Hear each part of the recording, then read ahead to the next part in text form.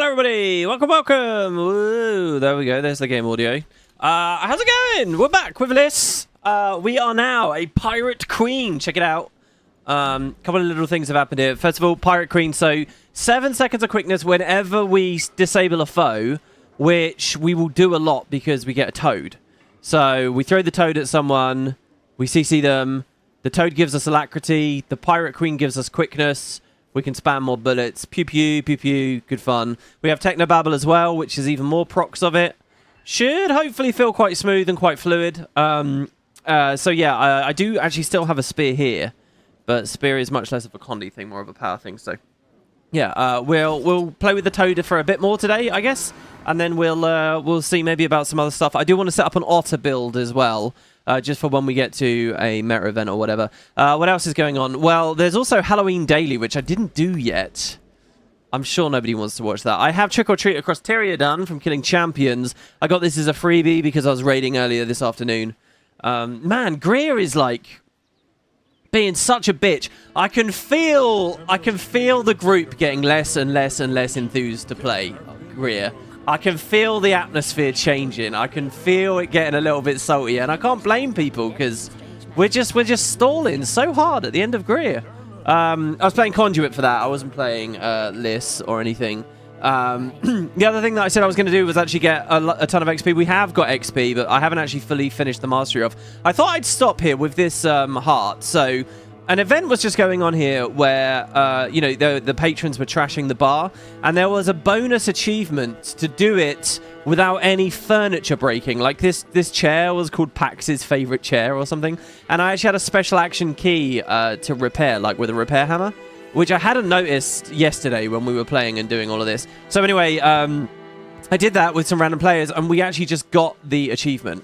So there you go, minimum liability. So finish that, and you guys didn't quite see it on screen. And then of course there's the tip jar, which says, how much would you like to tip? 1 gold or 5 gold? I thought this would just finish the heart, but it doesn't. Look, I just spent 5 gold on that, and it gave me nothing. So this is just like the Echovald, Arborstone tip jar, or what other tip jars have there been? I'm sure we've had 2 or 3 of them now.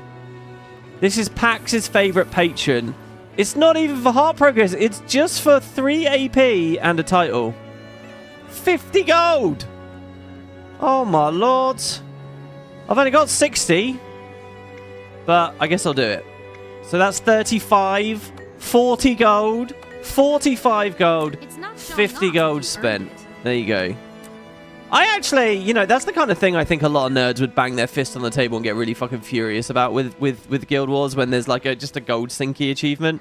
I really don't mind. They've been a staple of quite a few of the patches, right? I mean, it's not as crazy as... What was that gold title you got at the Wizard's Tower? I'm Rich, you know? That was so expensive. I basically only was able to get that after we got that infusion earlier this year. Otherwise, I just never would have had the money to justify spending that. But because of that, I actually have that expansion complete now, which is quite cool. But anyway, yeah, so that's it, I think, about as far as the progress is concerned. I think we do have some renowned tokens that we can just give to Canuck to finish this heart for today. There you go. Look, I've got 4 more spare. There you go. That's Breezy Key, Renowned Mastery. We get even more XP for having done that. Does Canuck say anything different this time? Swing by for another round of grog sooner rather than later? I think he said that last time. And since we have some more tokens available too, what we could do is go over to the other heart, back to the whole garden, and cash those in there. I don't actually think that will quite finish this. Hey, newcomer, you here to pitch in, or you plan to just drag us down? Yeah, I'm here to pitch in. Look, see? There you go. See, so we only need to do like 1 event, and look, the children event is up. So with any luck, I want to do this conch thing. So look, you pick up a seashell, and you give it to Sheldon? Help collect shells, give them to Sheldon. Flotsam. Oh, there's Sheldon. Castaway Sheldon. Hi. Shell! You found a great one. Mind if I have it? I still wonder, did they name me for the shells, or did we start hunting them because of my name? It's all yours. I like that. An ill-educated primitive. That's what I would expect a lot of these people to be like. And, and that's what they are. So yeah, let's try and find at least one child here so we get credit for this event. Aw, I'm not even hungry. No, I'm not even hungry. No, well, you gotta go. That is the pain of being a child. Yeah, so by doing this, we will get XP for helping the children, and it will finish the heart. So we'll get XP from that as well, which I bet will do pretty goddamn well for pushing us up here. Do I actually have any boosters on? I do have a booster on, by the way. You've actually been watching, and I didn't intentionally do that. I've got 8 hours left on it as well. I guess it was a birthday booster at some point. I tend to just have boosters going on lists because, you know, if you're an active player, you got a bunch of characters on your account, you just get these birthday boosters. Look, every single one is worth 24 hours. I got 157 just sitting there. And again, that's not me humble bragging. That's just the reality of what it's like playing the game. So I kind of just keep them on my main, like just the buff active, because why not, right?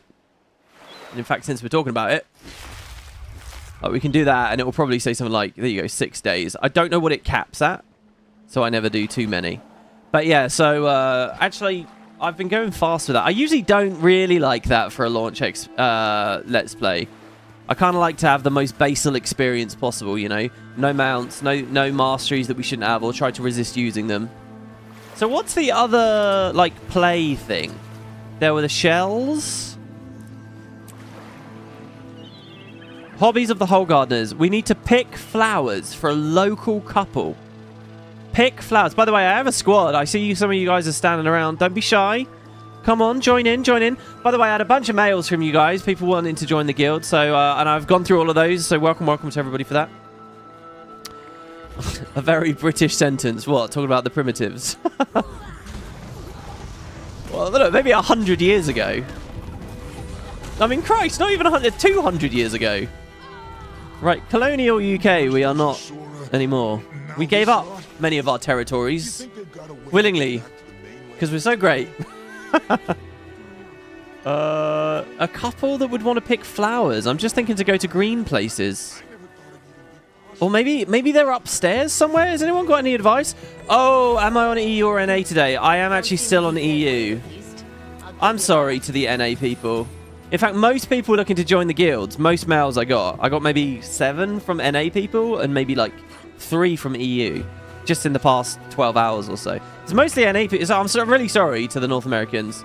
Again, it's just I swapped to EU to raid or whatever, and I don't swap back. And it's funny, for years I couldn't really tell the lag, but I really can tell the lag now. I always thought people were just making excuses, but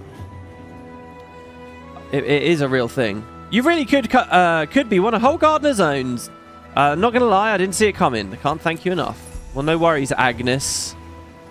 Is Agnes just about the ugliest name?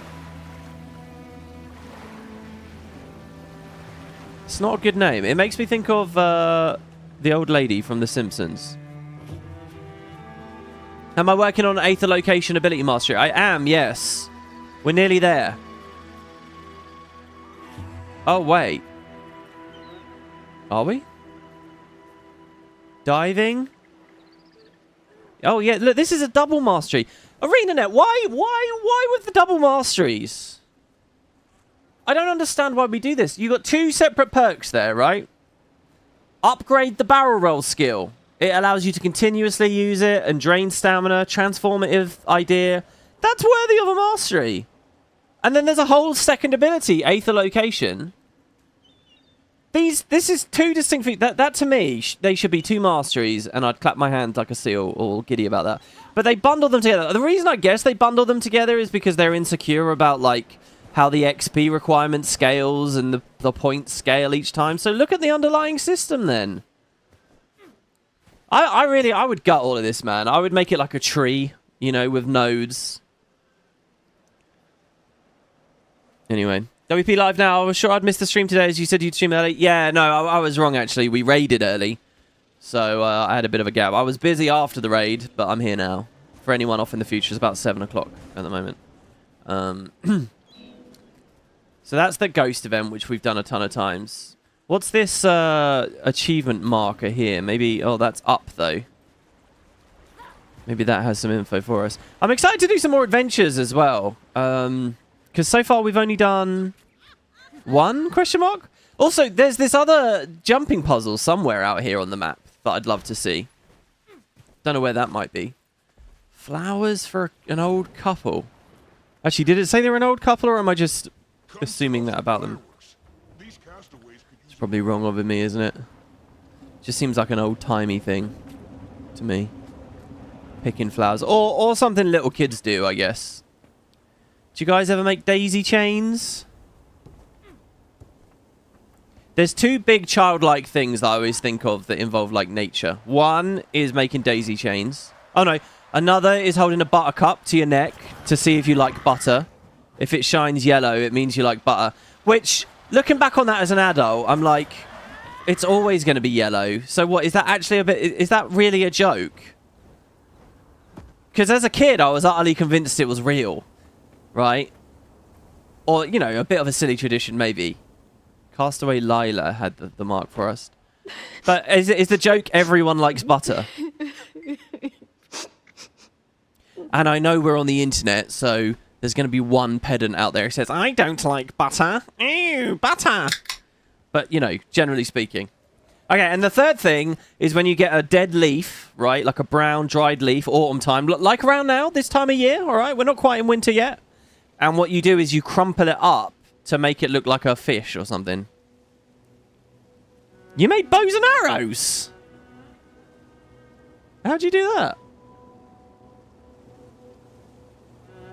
Wow, as a non-English native, I never knew what the saying daisy chain came from. So it's a chain of flowers. Yeah, it's like you pick a bunch of, like, you know, little, tiny little... You know the little flowers with white petals and a yellow center? You pick them, you, like, press your nail of one of your fingers into it to create, like, a slit, right? A bit like threading a needle, and then you thread it, and then you pick another flower and you thread it through the hole. Like threading a needle.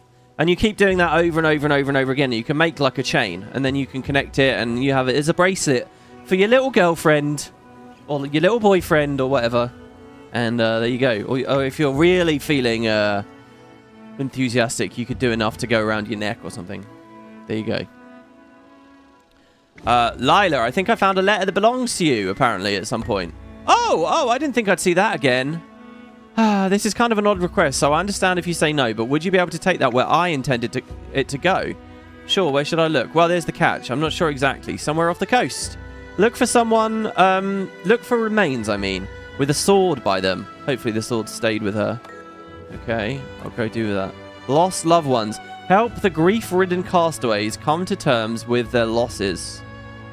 So we found a message in a bottle along the shores. We've returned it to the sender, and now we're going to the remains. We will get 10 AP and Castaway Consoler. This is effectively a side story we're doing here. Oh! Yeah, the culture section is definitely the side stories, I would say, here at this point. Right, sorry, I'm trying to look at chat very well here. By the way, earlier, while the intro was playing... Let me scroll up here. Who was it? Oh no, we have the frowning potato on the thumbnail. I didn't catch the last episode. Did it go south? And then Banjo said, no, Potato's just scared of the inquest. You know what, guys? That is exactly what went through my mind when I made this thumbnail. I was like, I usually don't like... I've got like 4 or 5 sad or angry or miffed looking potatoes, but I very rarely use them. I like variety, you know, but I very rarely use them because there's a chance someone will look at it and they'll think, oh, this is a rant video, or this is, you know... And that wouldn't reflect how I feel. I feel happy about the game. So I for a brief moment, just for a flash, I thought, is that weird? But the reason I thought it worked was because there was Inquest. I specifically picked an Inquesty background. And I thought, yeah, and I thought that it looks like the potato's scared of the Inquest. And that's what you guys said. Daggers for teeth. Flames. Yeah, we heard that already. You've been guzzling grog with the free. Yeah, let me look here. The last JP has started by talking to an astral ward person looking at an orb close-ish to the starting area. Oh, I think we saw it, right? It was way above us. It was kind of Gomes Lab-esque. I'm just looking around for any flowers here before we move on. I don't really see any. This looks like a couple, but no flowers near them. Jeez, the children are up again now. Jeez. Well, that's what it's like. They're young. They're full of energy. Right, let's go north. See if we can find See, I could have skimmered from there to there. It might be that for some of this we got to go back like way later when the skimmer can like fly.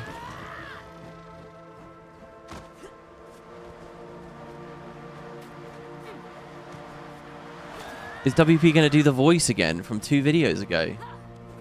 What voice did I do? Oh, the posh old lady voice. Well, we have some kind of a marker here. Oh my god. Dude, to tell... Actually, hold on. I already feel like I can fly on it. Or like hover for ages. Skimmers can't go that far, can they normally? My endurance was barely even dropping. Here's a cat. Oh, this is the cat quest. Skippy gives you a friendly, mischievous meow. Meow. Meow. Okay, I found you, Skippy. Can you tell me where the sailor might be? Skippy puts a fluffy paw on an excerpt from Chapter 2 that reads, Shenanigans is her name. Leo. She's white as a sail herself and loves the view of the waves from her perch to the north of the arches. Ah, so we don't actually get to read Chapter 2. Okay, farewell, kitty. Hold on, let's see this here. Ready? Oh, no, this feels about normal. Yeah, look, that has to be the JP up there. But it's so high. Unless we're just supposed to speak to the NPC with the orb and they teleport us. Oh, well, there is the fucking orb. There it is. Analyze. Let's speak to the NPC first. This is Astral Ward researcher Harper. By the way, before I forget, let's have the visuals on. Oh, God. I'm just going to go low, low. In low, low, low, low. Wayfinder. Great. So here's the thing. I'm doing some extra research on all these orbs. But I'll be honest with you. I'm not a big fan of heights. Would you mind giving a look? Oh, guys. Do you remember? Let's call it the heyday. Where we did all that lore speculation about orbs. Omad's machine and the orbs. The auric orb in ore. The name of the country, Ore, almost sounds like orb. It was all connected. It was all about orbs. You could see the order that the Elder Dragons awoke based on the orbs. We killed Kralkatorrik as an orb. And now it's all ancient history. Oh, look how good this is. Ready? Boom. Quickness from Technobabble to speed up the continued... So this is a CC as well, right? As long as it's my second bullet. I command stone and soil. All right. So what do you just want me to touch the orb? Okay. You must be examining the magic for Astral Ward researcher Harper to analyze this. Speak with her to learn more. Oh, okay. Interact with all 4 magical orbs to set checkpoints and track progress. Aha! Orb 1, 2, 3, and final orb.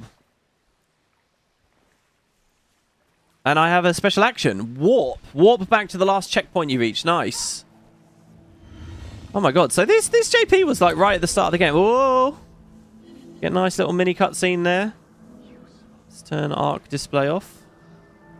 Shrink our squad UI. Let's hide our daily Wizard's Vault objectives that I have not completed yet.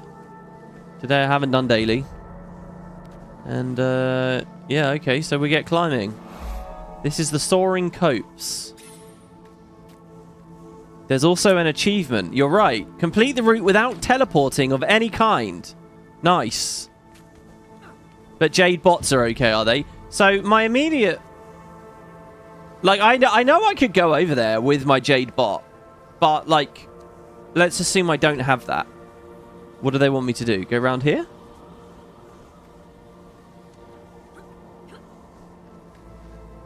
Is this right? That seems a bit high. I don't know about that, guys. That seems a bit tricky to me. I'll try it. But that's too high. There's no way. I'm not going to be able to get on that. Am I going in reverse?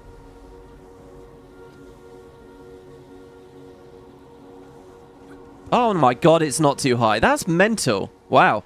Oh, you're back to pistols? Toad. Rabid Spear didn't land. I wasn't actually playing Rabid Spear. I was playing Demolisher Spear. And yeah, I wasn't really digging it too much. But mostly I just want to play... we got the Pirate Queen relic. So now it's like Giga Charge, this build. So, I mean, pistol isn't integral to the idea. I'll run Scepter or whatever with it. Should we glide? I assume they want us to glide there.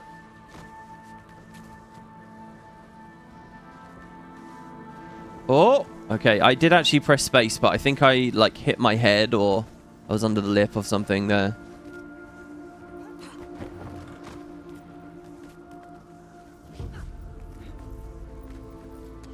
Yeah, see, that guy just tried that. I don't think that that's doable.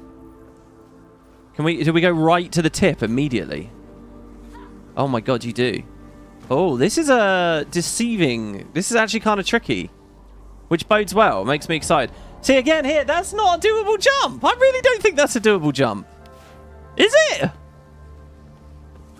No, come on. That's not even remotely doable.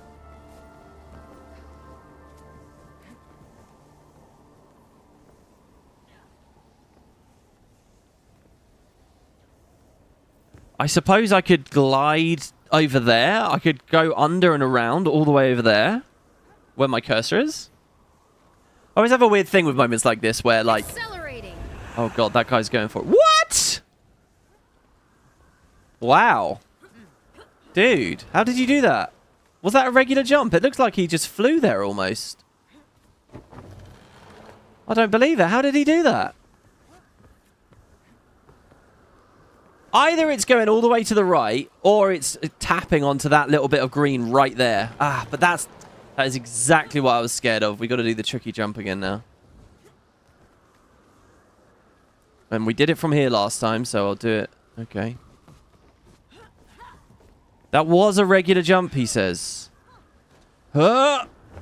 How? How was that a regular jump? I mean, he had swiftness, and I don't have swiftness. But I did on the previous 2 attempts. Oh.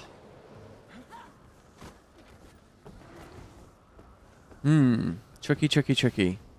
Let's put Glyph on so that we can just start swifting. I don't see how that was a regular jump. Sorry, if I know anything about the game, and apparently I don't. That's not doable. I think we got to glide over there. I think I'm going to go over to the green thing over there. Yeah, look at this. Here you go. Follow your instinct. Your instinct.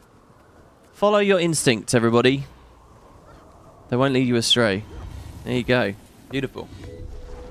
So that's 1 orb. Or is that 2, technically? I don't know. The starting orb and then this one.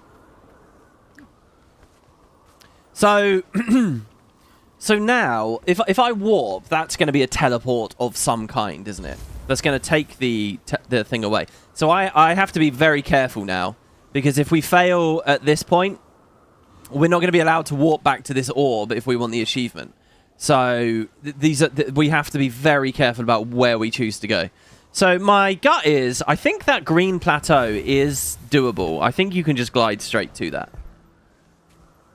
And then from there, I think I'd go to these green things and up and around and underneath. So all of this is just like a red herring, really.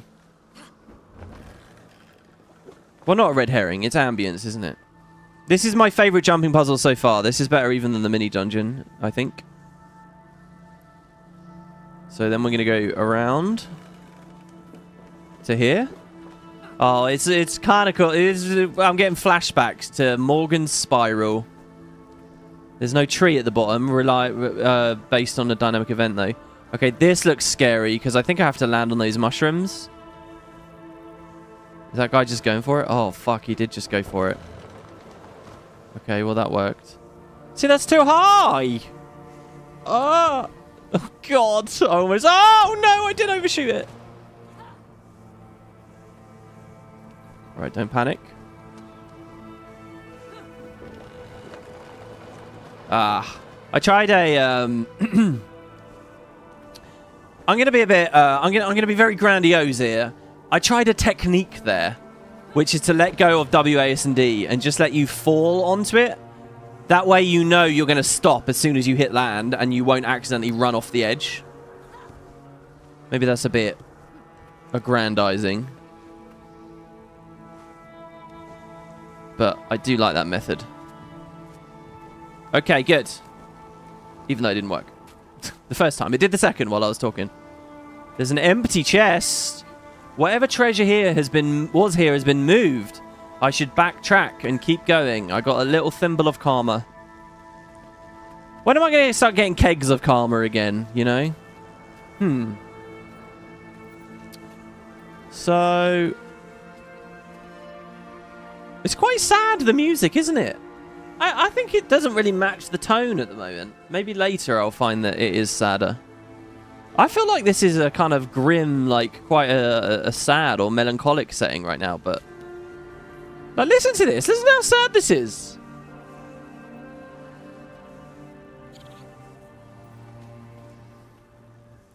Again, with the Jade Bot boost, easy. Not a problem to get up there.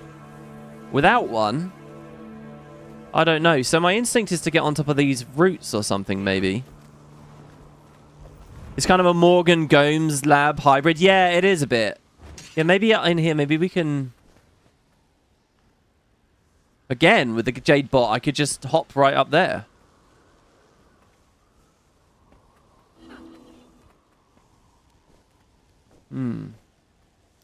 Magical transformations reported. I don't think there's anything they want me to do here.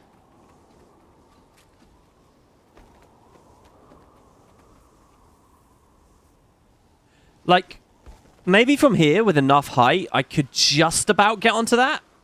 But it is a risk. It is a definite... okay, it's not a huge risk. I would just go back to the previous section. If I could just get... I'll tell you what. If I can get Liz onto this bit of the branch here... alright, fuck it. We're just going for it. Oh, did somebody try it? No? This is a bit like playing the Chalice of Tears. You know? You wait... well, when it came out, you watch to see what other people can do. There's that social element to it. I think starting here instead of lower down is better. Oh, but mind you, hold on. What if we go all the way over there onto that route and climb up this and then across? I bet I could glide to that mushroom back there and then worm our way up and go over. That's a huge risk. If that's not possible, I think it is, though. I really think you could land on that and go round. Oh, that guy's trying the prototype rewinder. Yeah, it's not possible. I think we go this way. I'm trying it. I'm trying it. I'm trying. Go, let's go. Yeah, this was definitely it. Oh, this is good. This is really satisfying. Yeah, that's it. Come on, everybody. All right, all that way. Man, yeah, the Jade Bot would invalidate huge swathes of this. Oh, fuck me. I feel like these mushroom assets are new, but maybe not. Okay. Okay. No! No! Okay. There comes a time in every man's life when he's at a crossroads. Do you do the right thing? Or the easy thing?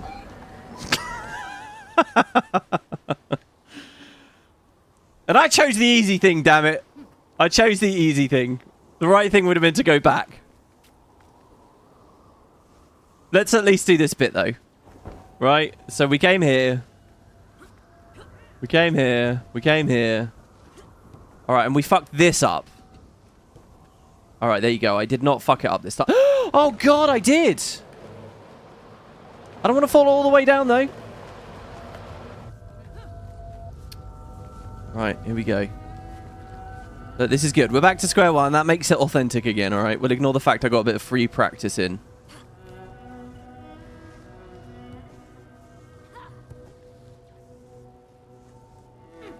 Okay. That's such a jump. I want to land on the... to be honest, I don't want to go to the tip. I kind of want to land there. Yeah, yeah. Okay, good. Because I can never quite tell if there's dish soap sometimes. All right, and then there we go. Aha!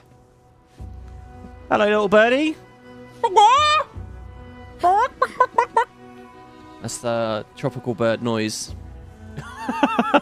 They all sound like chickens, don't you know? Let the corruption consume me. Yeah, it was definitely the streamer's honor, guys. It was definitely. Okay. So now we're higher. There's orb 3.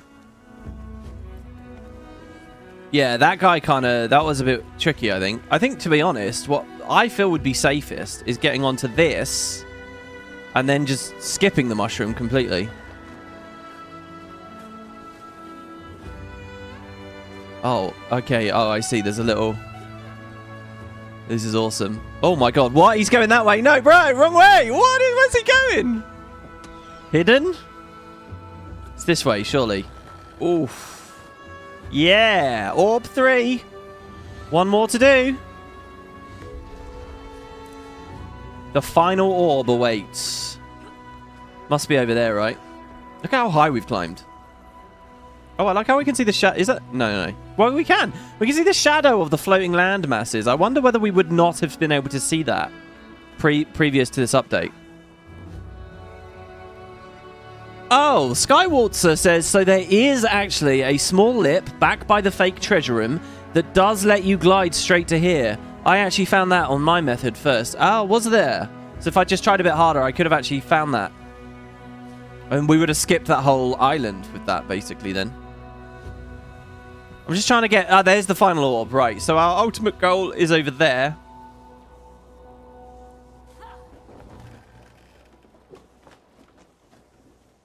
I love the little bugs and stuff high up.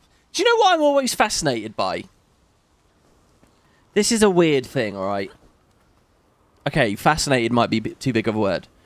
But I kind of like it. You know, like when you're on a train, right? And you look and you realise there's, like, ants. Like... on the table leg or something. It's like, you know, that ant is like traveling. What is this anecdote?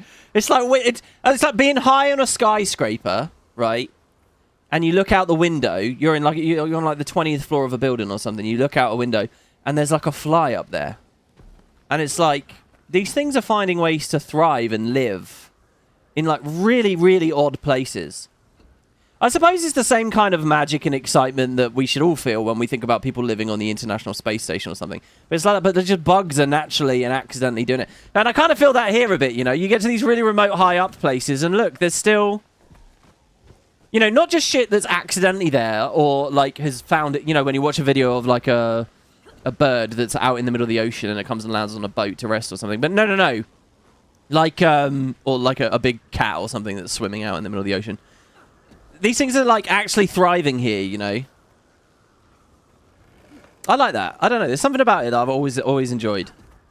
There you go. That was quite an arduous... That was like getting blood out of a stone, wasn't it? Trying to make that into a real anecdote. Haha, I'm so fascinated by bugs. Just like Goric. Okay, as far as... That, to me, looks like they've tried to wall that off, so you're not meant to go around that way. It also looks to me like they don't really want me getting onto these rocks and going from on top. It also looks to me like I could just glide straight to that now. But is that not the thing we were already on? I feel like it is, isn't it? Didn't we climb that to get there, to get there, to get the orb?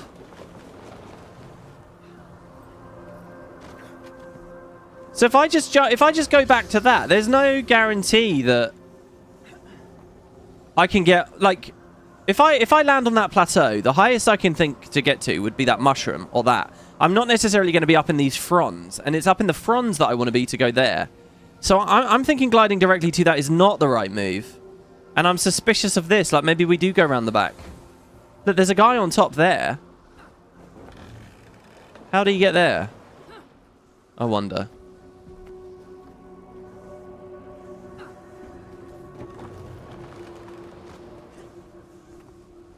And I mean, look, these mushrooms are obviously for something.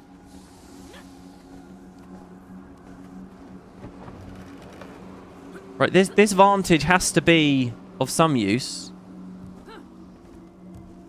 And it does seem to be angling me over there. Look, there's someone in the fronds now. What do we think? Do we think we can land on this? Ah. Ooh, I don't know whether I've really done this intended there. That's a bit tricky. this doesn't feel like what they were going for to me. Accelerating. Man, very jealous of people with Verdurak. Verdurak is a cool war horn. There we go. We get up. Okay, so we're not interested in this. It's amazing how closer I feel. I could get to the fronts, but I'm thinking we just glide straight there now. It's amazing for me to realize I could just go straight for it with the Jade Bot. I think we go to the right. And it doesn't even look like a challenge. I reckon I could go straight to that mushroom. Hop, hop, hop. And we'd be there. I think we broke it there. I think we did something unexpected with that little leg. That felt weird. Look, and there is shit around the back. Look. There is stuff back there. So I don't know. Anyway, and then we can go here. Quite a delicate little mushroomy job here. Oh, that would not have been good. That would have been a little moment where I would have shown my true honor. Alright, this guy's a fiddly fellow. Fiddly. I'm doing a Mark Watson. There we go. Fiddly, fiddly, fiddly. Oh, the candle blew up. Wait, there you go. There's a sizable portion I've missed beneath me. Oh my god, look at all this shit we just got. There's the Oh my god. speaking, 2 mastery points? rather rare. What is all this? It just procced daily like 100 times. What honor? Joke, joke, joke. I like how quickly you took that back. like I was gonna get annoyed. A sizable section I missed. Like down here.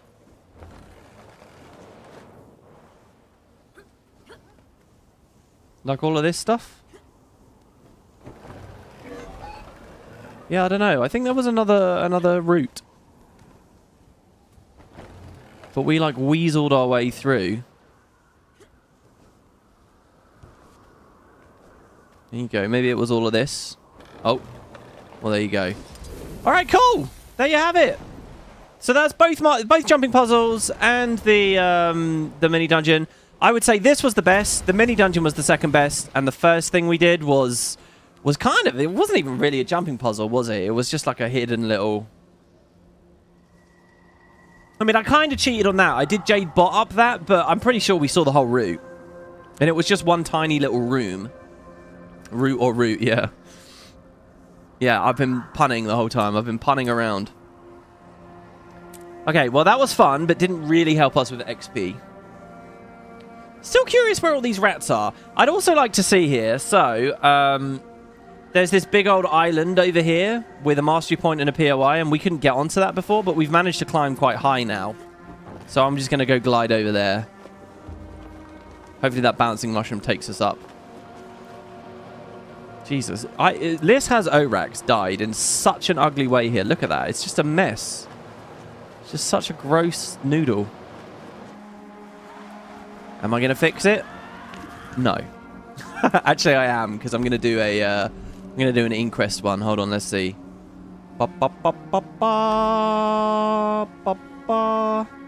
Oh, no. This is genuinely one of the ugliest gliders they have ever made. And I'm counting that alongside the fucking unicorn. Thankfully, it's not in competition with that Spriggan. Do you remember the Spriggan, everybody? I mean, it's a cool idea, don't get me wrong. But it just looks so goofy to me. It's on theme. Do you know what else would be on theme? Red. My defenses are down. Yeah. Rage at maximum.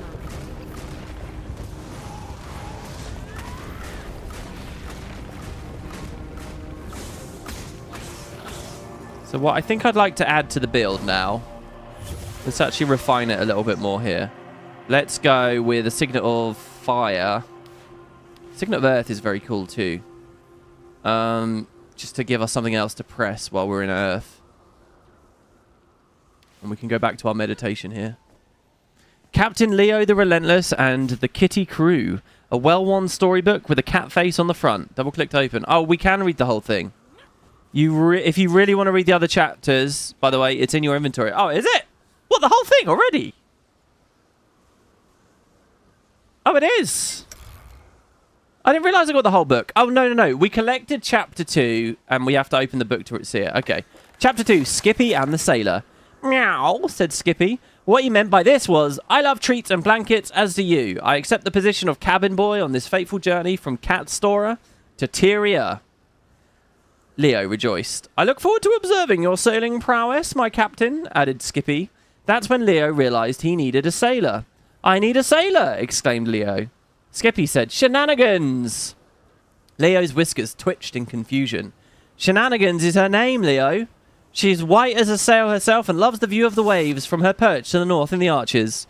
Meow! Cried Leo determinedly, and off they trotted. It's very, very good. I wonder if someone at university wrote a kid's story as a creative writing course or something. And they were like, yeah, I'll use that.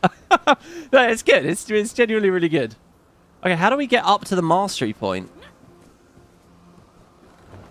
Maybe around the back of the tree?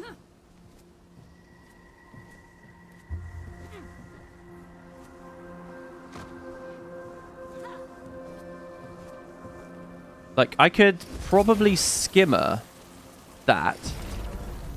And then skimmer it again? I don't know. I really am feeling like they're expecting me to springer some of this shit. Or this is a comeback when I can actually fly moment.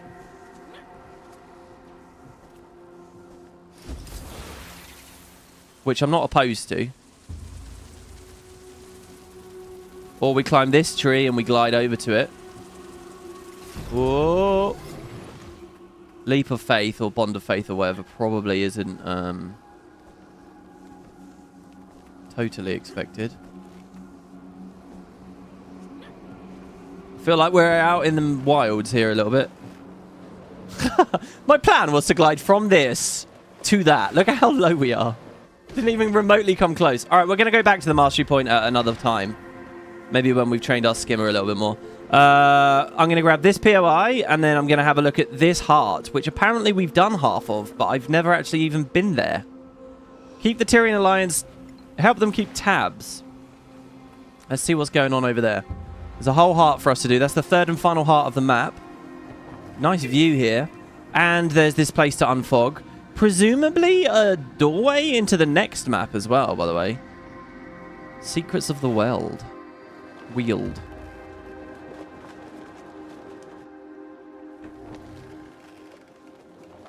You love the mini you get from this side story? Oh, I would assume it's a cat. But maybe it's a cat in pirate. I'm going to say it's a cat in pirate outfit. Or it's like, you know the triple mini? Actually, I should have that favorited. I only have the most premium of minis favorited, by the way. Is Garen big. T6B Devourer, big. Bone Skinner, big. Janundu Worm, big. And he really is, because the bit clipped into the floor isn't too evident. Steam Hulk, not that big really, but classically big, all right? Mini Snowman, incredibly cute animations. Mini Spooky Ghost, incredibly cute animations and sound effects. They're all brilliant. Now, the other really good mini that I should have had favorited a long time ago is the Pumpkin Gang. Look, it's a triple mini. If you get like a cat that is effectively this. Best big mini is the Sand Shark. That's also a very big mini. You're right. And look, we're a little Asura. We have to compensate, okay? Don't let anyone put you down for buying an expensive car. All right? It's a legitimate anxiety. We need to do better in other ways, all right? When we're not quite up to stature, let's say. So having big minis is important. There you have it. The Crimson Assassin pistol, the Crimson Vanquisher pistol. Probably better colors than the blue one. Ooh. You're probably right. Do they have cool SAB sound effects? I don't really know what to do for the dagger, but, you know. I still just hear the generic pistol sound. I'm sure it should be a pew pew pew, right? Am I crazy? The super pistols all have unique projectile sound effects. But I'm not hearing it. I'm still just hearing pew pew pew. Is that because... Like, honestly, that just sounds like a bog standard pistol shot. We'll do Crimson Assassin because it's slightly harder as a skin set. Alright. So what's going on here? Help the Tyrian Alliance. They're keeping tabs on the Inquest, and we're going to learn more about Castora's natural magics. There's some fish on the floor. There's a collection basket. Go look in some tide pools first, they say. Another.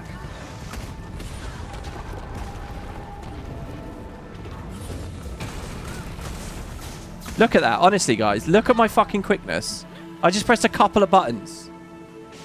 Haha. So good. Oh my god. If only we could supercharge the alacrity like that. I'm going to just go speak to the heart vendor first. Here's a friendly Wavehawk. Wavehawk Scritcher. Petted 1 out of 23 Wavehawks. Oh my god. And I just happened to find Wavehawk 1. Is that... Or is it just... It's not specific Wavehawks. It's just... Super fresh cat snacks. Are there any kitties around? What's that got to do with ancient magics and the Inquest? There's a letter over there. The Luminous Glade.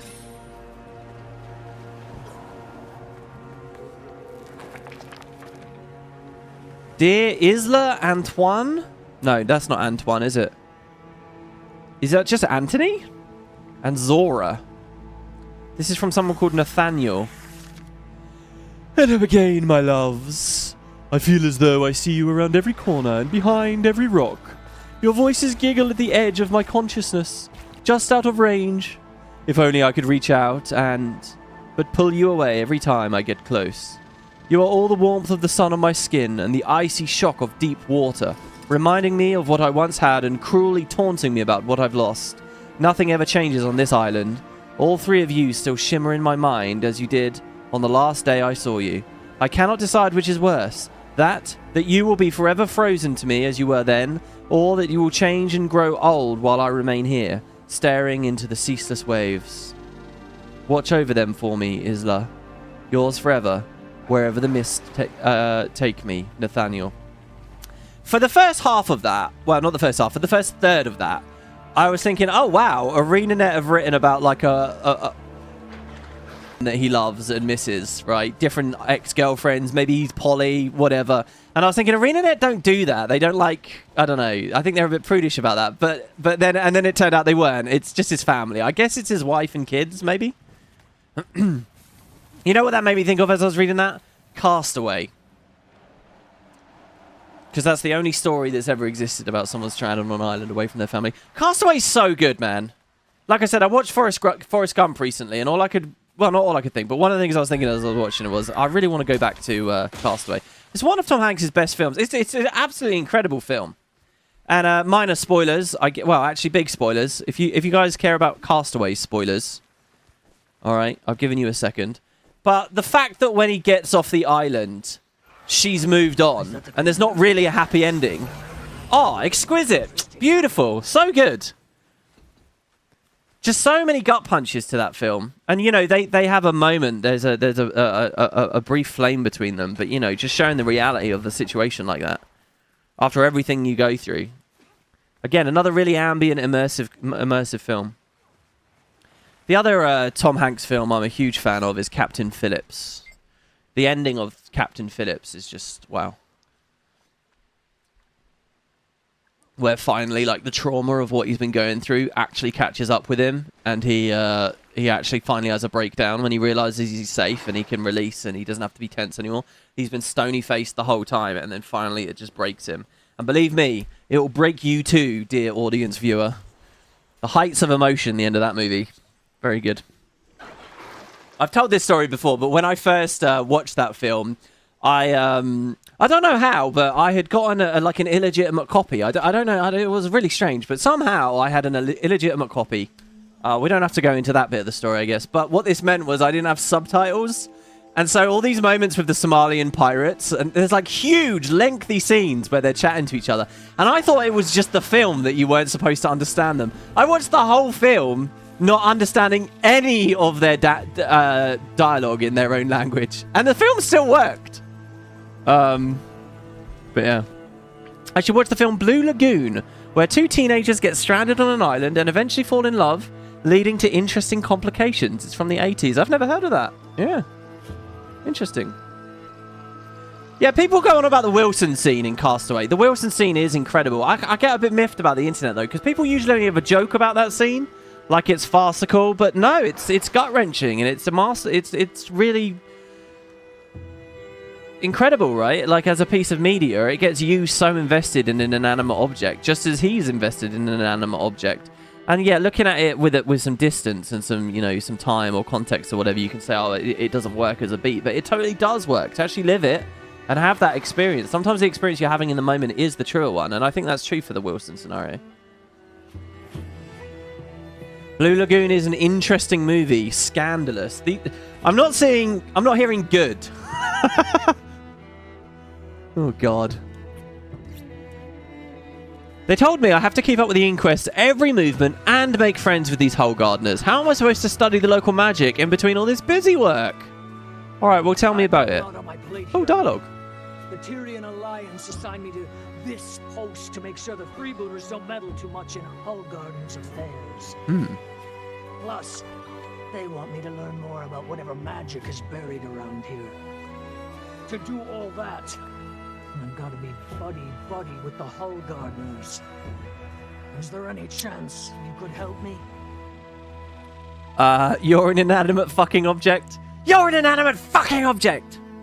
I watched that as well. Probably about 2-3 months ago in Bruges. I didn't make too much of that movie. It was alright.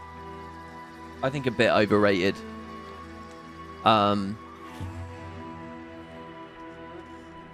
Very dry, very like bleak black comedy, and I don't know. It's okay. It was alright. What can I do to help? The amount of work on my plate is staggering. Oh, tell me about it. There's tide pool research to be done here. You could also do some research at these tide pools. Teach the freebooter recruits a lesson. I think I saw one right here. There are freebooter traps and mines all over the place. Clement here can tell you more about that. In Bruges, I thought was really good, the first like 90%, but it didn't really stick the landing. There's like a very schlocky, generic action chase sequence towards the end. There's a bit of a joke about how they have a standoff and then they agree to let him go run or whatever. But they're kind of all just building to this joke, basically, of Peter Dinklage getting shot. And he can't tell that it's a kid instead of just a dwarf. And it's building to that like it's this big moment. And I don't know. I didn't think the payoff was that good. I thought the movie peaked about 10 minutes before it actually ended. And if they cut all that stuff out, it probably would have aged better for me, anyway. Right, so it's just tide pool stuff. I thought this was going to be a bit more engaging than that, but let's see. So I press F. I mean, sorry, in terms of the lore. We have a fish. I'm carrying the tide pool research findings. Turn them into the Tyrian Alliance. Wait, is there some kind of sneaky joke going on in the back here that the fish... This is just cats tricking us to get fish for them? There's a freebooter here we can tell to fuck off. But no, maybe not. Do the adventure for progress too. Oh, there's an adventure here, you're right. They told me I have to keep up with the inquest. Yeah. Well, hold on. Where do I deposit the fish? Probably like a bucket or something, no? I don't know. I'm dropping the fish. I'm going to the adventure. More cat snacks. Is this not the crab adventure? Didn't we already do it? Oh, no, that wasn't actually an adventure. Oh, I'm on a warclaw. That was like an adventure. Yeah, you see that? Little portmanteau there. of event and adventure. Name's Coldus. Seen a lot of Wavehawk riders take a dive here on this course. You any good on the skimmer? If you're up for it, give it a try. Oh, cool. Bog standard race, the Grand Prix. Glimmering Arches. Oh, I had a comment. I've had lots of lovely comments. Sorry I'm not responding to all of them in voice. I am reading them all. One comment that springs to mind. Somebody did say, by the way, on the episode 2 parts ago, I was going on about the player population, and I said, oh, you know, if I can just wing it on an adventure and I'm in the top 300, what is that as a sign for the player population? And someone quite rightly put me in my place in the comments and said, no, WP, multiple players, multiple accounts can occupy the same slot on that leaderboard. So, you know, there could be 1,000 people that got 36 points, right? So it's not an indication of the player base at all. And you're totally right about that for that adventure. For adventures like this, where it tracks down to the 1,000th of a second, right? A 10th of a second, 100th of a second, 1,000th of a second, it probably is fair. But hey, all right, ready? Let's go. Let's go. Oh, is this just going to feel like a faster, snappier, more action-packed... Oh my god, it kicked me out when I missed the checkpoint. Okay, so what went through my mind there was, okay, that's clearly underwater and they want me to dive, but I'm just going to check if I have to, because you never know, right? So, we've checked now. Oh, shit. Whoa, it auto-mounted me when I clicked play as well. Is that normal? I swear that's not normal. But okay. All right, let's go, go, go, go, go. Down. Up. So what's the energy for? Oh, no, I got dismounted from the going in that. Ah, nice little obstacles. I'm liking the music here as well, by the way. Let's go again. I'm assuming I can glide over that with space, and that's what the energy's for. It's so that I have gliding juice, maybe on my 3rd lap or something. I mean, an adventure usually doesn't have laps, but I assume there's a race equivalent. Okay, we just won't stand near that one. This is good as well. I like it with skimmer races, where it's like, okay, try to stay over the water, not the sand. Oh, shit, what? Watch out for swimmers? Running into swimmers will dismount and briefly immobilize you? Really? Okay. Oh, is that why some people have the foot icons? They're swimmers? I mean, that guy was just standing on the beach.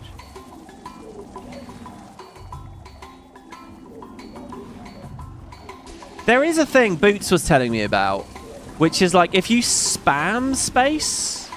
Shit. Ugh, obviously not when you're over an obstacle. But like, oh my... What? I'm holding space to go up and it's just going down, down, down, down, down. I swear to God. Like here, if you tap space, I think that is actually technically a speed up. I was trying it at the Labyrinthine Cliffs because that was quite a long skimmer race there. See, I'm not actually spending endurance there. For making it down the river that quickly, I hereby crown you an honorary Hull Gardener. Thank you, but I didn't get gold. I was a few seconds off. Looks like they've actually got a challenging gold here. Let's try that again. I'm not going to do the space spam. I'm just going to try to avoid, well, maybe obstacles. Fly over that. Left. Almost went right.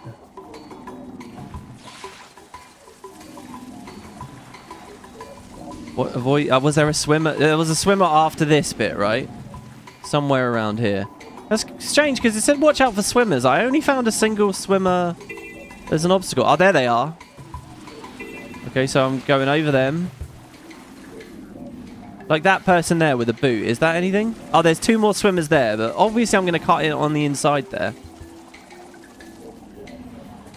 Is it just that my skimmer handling is really good because I've got so many masteries? So I'm not like getting the true experience, so to speak. Hold space all the way. I'm just not going to go over that one. So we avoid 2 swimmers there as well.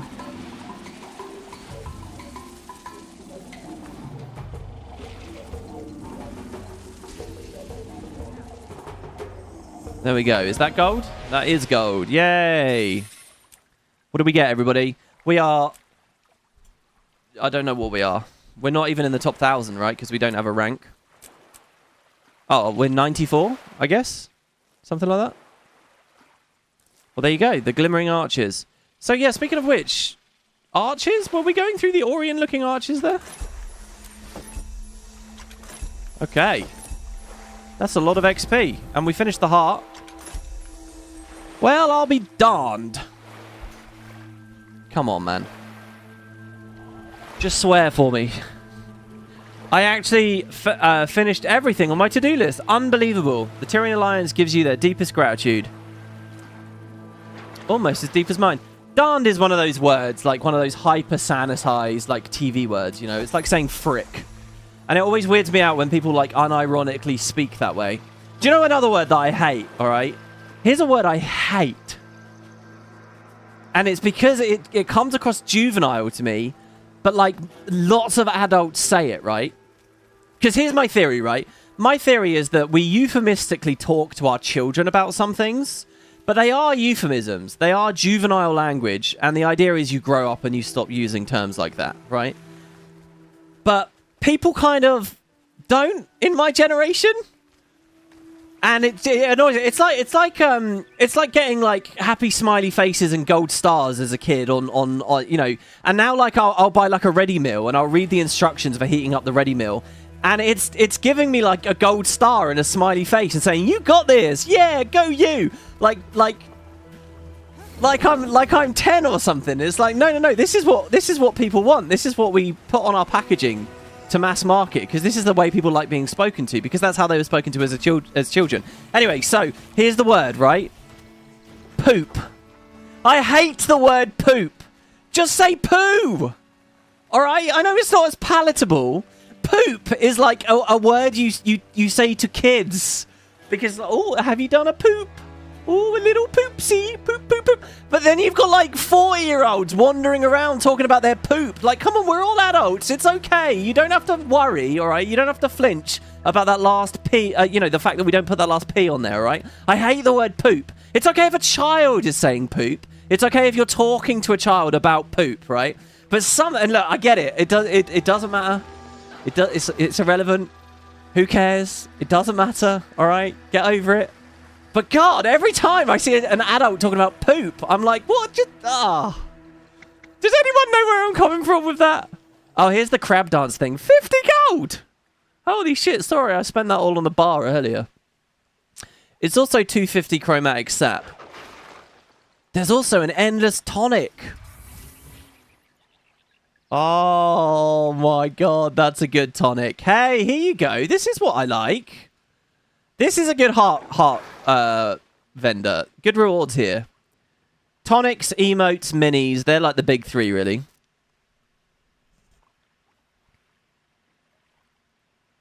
Oh, wow. People in chat are saying it's reversed.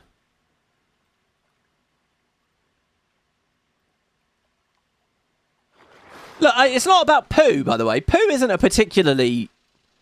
You know, poo's kind of a kiddie word, I guess, in a way as well. Right, talk about excreta, talk about feces, talk about shit, for all I care, right? But yeah, I would say poo is a more neutral... Like, poo is default, okay? People poo, alright? Poo isn't pleasant. Poo. I pooed myself. You pooed yourself. Is that poo? Did you just step in poo? Poo is like the normal word. Did you step in a poop? Is it a little poop? Poopy, poop, poop. It's extra P. That's the kiddie one. Poop is definitely the kiddie one. Poop is like making it a little bubbly, happy, come on. You guys think in the US, poo is more juvenile? If an adult says poo. Really? Well, look, that relaxes me about it then. This is just a cultural difference. Is anyone... Okay, well, let's see, though. Maybe I'm crazy. Anyone from the UK in chat at the moment? How do you feel about it? I want some UK opinions. This is not a problem if you speak any other language. Do I use the word cow pie? Well, my understanding of that is that's like manure, right? That's specifically when we're dealing with agriculture. There will be a psychologist in the comments realizing some deep childhood trauma. Yeah, I bet when I was a baby, something traumatic happened with the word poo versus the word poop. And now, 30 years later, here I am bitching about it.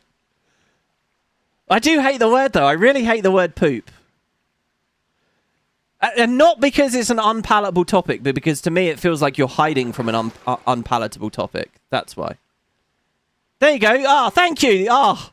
MAJD 9089, he says in the UK, poop is more juvenile. There you go. I'm not crazy. Oh, be still, my beating heart.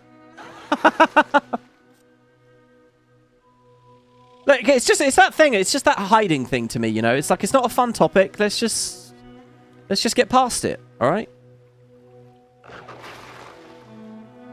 I'm a Brit over here. Sorry, Brit over here, and poop is more juvenile. However, my partner's American, and he has converted me. Wow. That's the kind of geeky topic I kind of like. Like, I wonder why that cultural split exists. I'm in the UK. Poop is probably just an Americanism that's become popular. I never thought of poop as an Americanism. I just thought of it, again, as a way you would talk to children about. You know, it's like talking about your willy, right? Like, I'm scared of the word vagina. I'm scared of the word penis. I can't say these things. I have to say willy. Or whatever. What's that Jimmy Carr joke? Twinkle Cave. That's what poop is to me. Alright, we talked long enough about this. There's people out there that want law. Yeah, good rewards. We can't get any yet, but we will. Gift of Adventure, Gift of the Seas.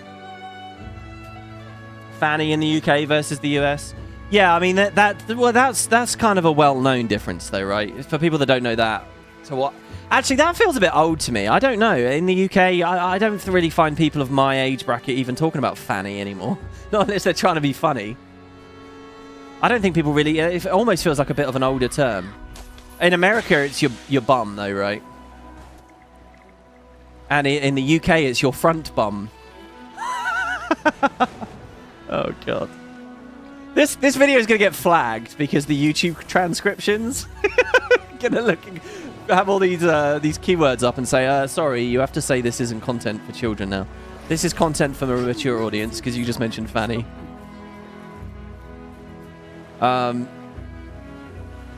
Aha, now we did want to do another one of these. There were 3 of these events, and we want to hit each one. So let's do some fishing, shall we? And we still don't have the legendary, so I'll stay with the night crawlers. Did you just say front bum? Yeah, that's another kiddie term, isn't it?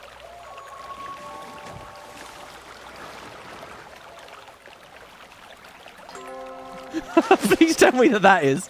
That wasn't just a thing in my family.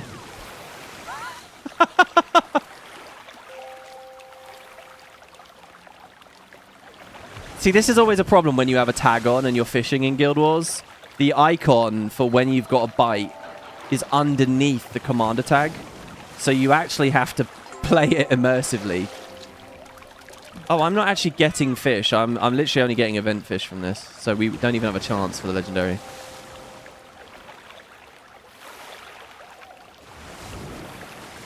I'm sure I use the word scrumptious every day. No, I don't. I don't really use that. There is a word that I want to use more of, though. I've realised it's one of my favourite words. First of all, one of my favourite words is breakfast. I've talked about that many times. Breakfast just makes me happy. There's a fat little boy in me somewhere just crying to break out. And he loves the word breakfast. Breakfast is, it's just, oh man, love that word. Anyway, the word I want to use more of. Let's call it the word of the day. We haven't had a word of the day for a while.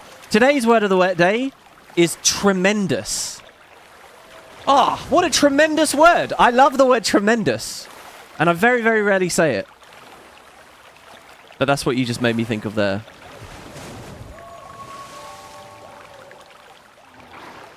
Oh. Oh, come on. Actually, I don't know why I'm scoffing at that. Fishing here has actually been very relaxing and very easy. Addle-pated. Oh my god. Did that come up in a video once? Oh, that's seaweed. That's shellfish. That's rental fishing gear. Where do I deposit just regular fish? Here? No? Do you want my regular fish? No? Oh, I'm a bit worried now. Your contribution 000. Am I blind? I see 3 deposits. Oh, I think it's behind this rock, actually. Looking at the minimap, I think it's over here. What a tremendous poop. See, but that's good, though, because you've juxtaposed, you know, fairly florid language. You know, lots of syllables in there.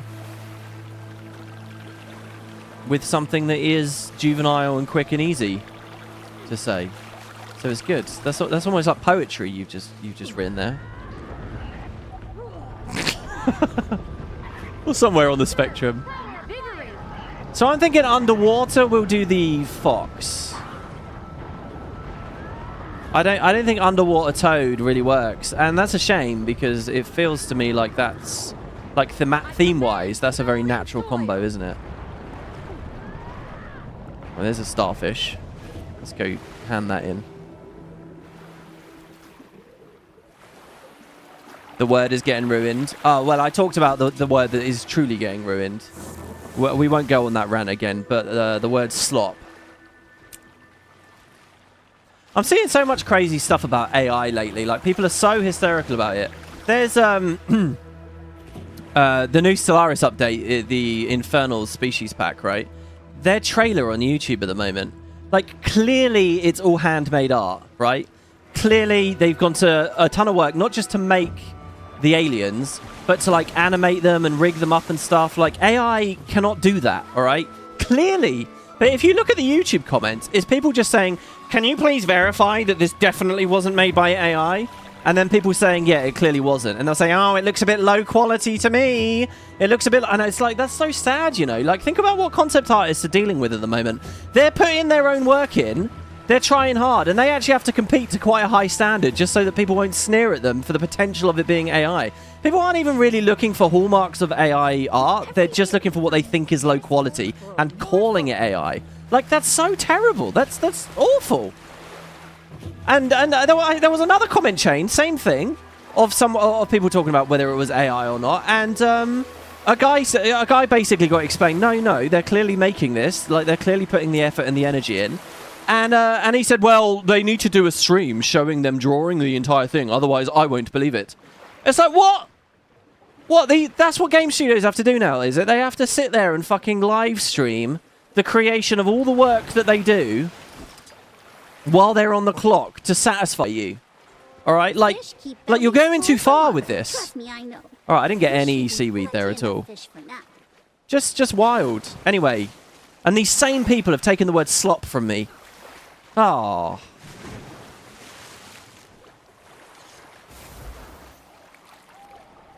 Is the art tremendous or poopy? Oh, you saw it, Einolf. Did you really see exactly what I'm talking about? I'm surprised by that because that was quite a small video with not too many comments on it. If you saw that, that's awesome. I'm glad that there's someone out there that knows what I'm talking about. Will look kindly on us for this. There we go. Our 5th underwater event. Have a full belly tonight. Thank you. It looks like Arenanet have been pretty cool here, and we don't actually have to do all 6. We can just do 5, and it will progress. So there's a bit of hedge room for that. So that's good. Okay, that's another event done. That's our mastery nearly done. Let's unfog this last area of the map, I suppose. And it does look like... Oh, the big beached whale. It's not showing off if you earned it. There you go. We just got Explorer for having finished everything. Armor in haste. Attempts to feed a helpless creature. Do not allow it. Anoint the well with salt water to ensure it remains calm and healthy. When my rollers have been prepared for its return to the sea, I will call for you. I didn't follow any of that, sorry. Group event. Help Acolyte Alex return the beached whale to the shelter of the sea. So we actually get to save it. I always thought that Guild Wars 2 whales could be bigger. But when they're beached, they look pretty big. So we need to use the water bucket to soothe and heal the whale. And we also need to gather driftwood to help him build rollers for it. Thanks, Thornbloom. Thornbloom. This is a group event, by the way, guys. So if you're with me in game, in squad, the more the merrier. Because group events actually have a failure chance, don't they? And again, it's EU today. Sorry to the NA people watching. You're going to need that tesserae definition, WP? Easy. Look, we've learnt that. A tesserae is like an individual piece of a mosaic. So that's what a tesserae is. Like if you have a larger art piece filled with lots of smaller parts, each constituent element, that's a tesserae. Pretty sure I got that right. Oh, look, the power from our fire grab actually did some work there. Anything else to quiz me on? I'm sure we've got a bunch of crazy language from FF14. This event's pretty original. It is, yeah. This is not a format I've ever played before. So that's good. Lots of crabs around. Feeling crabby. The earth is my weapon.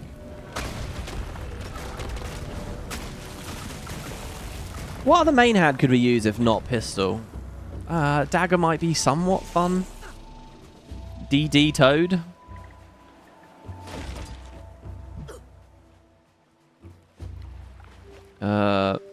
More wood. Actually, I don't know why this is a group event, to be honest. Because it's not the champion crabs running in. They're veteran crabs. They're not even elites. Maybe it's a group event because there's a healing element, but you don't need a healer because you just bring him.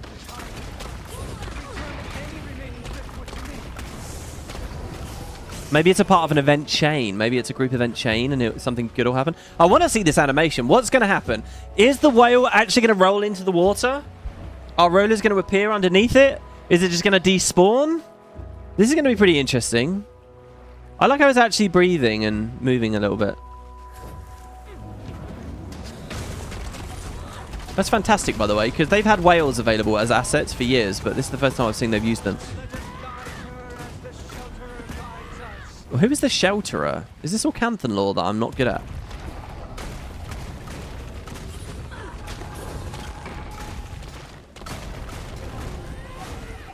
Okay, so pull the whale deep into the waters. Use the water bucket to soothe and heal it. Oh, do we throw harpoons? Lasso whale. Oh, we're actually sliding it. Have I connected? I have, and we've got the rope. Very good. I'm going to press Q to give myself alacrity so that I can pull it more regularly. I can't do it anymore, though. Can I hold it down? I'm very impressed with this.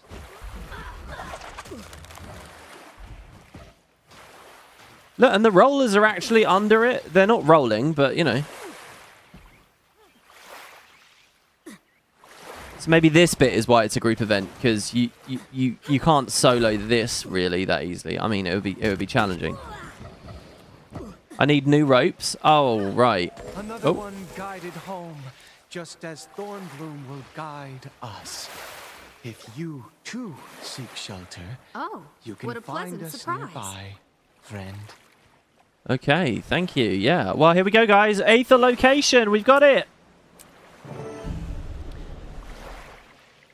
For the engage skill, holding down the skill key will now dismount instead of clicking. Clicking the skill will instead activate the dash, but not the dismount. So let's see. Because I actually skipped the stream where Arenanet talked about this. So this is totally new to me. So the two, obviously, we've already seen, so I can toggle that on. So ready. I like the sound effect on it. So if I tap, we stay on. And you've got the cool, like, astral flux trails there. Barrel roll forwards, damaging foes, heal allies that you pass through. So this is the same dismount effect that this always had, right? It's just now we can do it regularly. The question is this something I want to do in meta events and stuff? If I'm playing a healer, am I going to want to get on the skimmer every now and then? Do this? And then leave? I mean, the way that they've got this endurance set up, I could just keep going. But is this a satisfactory way to heal? And do we even want it to be? Because it kind of just replaces the combat system if it is. Kind of blurs the lines, right? But like, dismounts could be strong because you were only going to do them once. But now, these are the same sort of issues we run into when we think about like the place Skyscale Fireballs had in the game.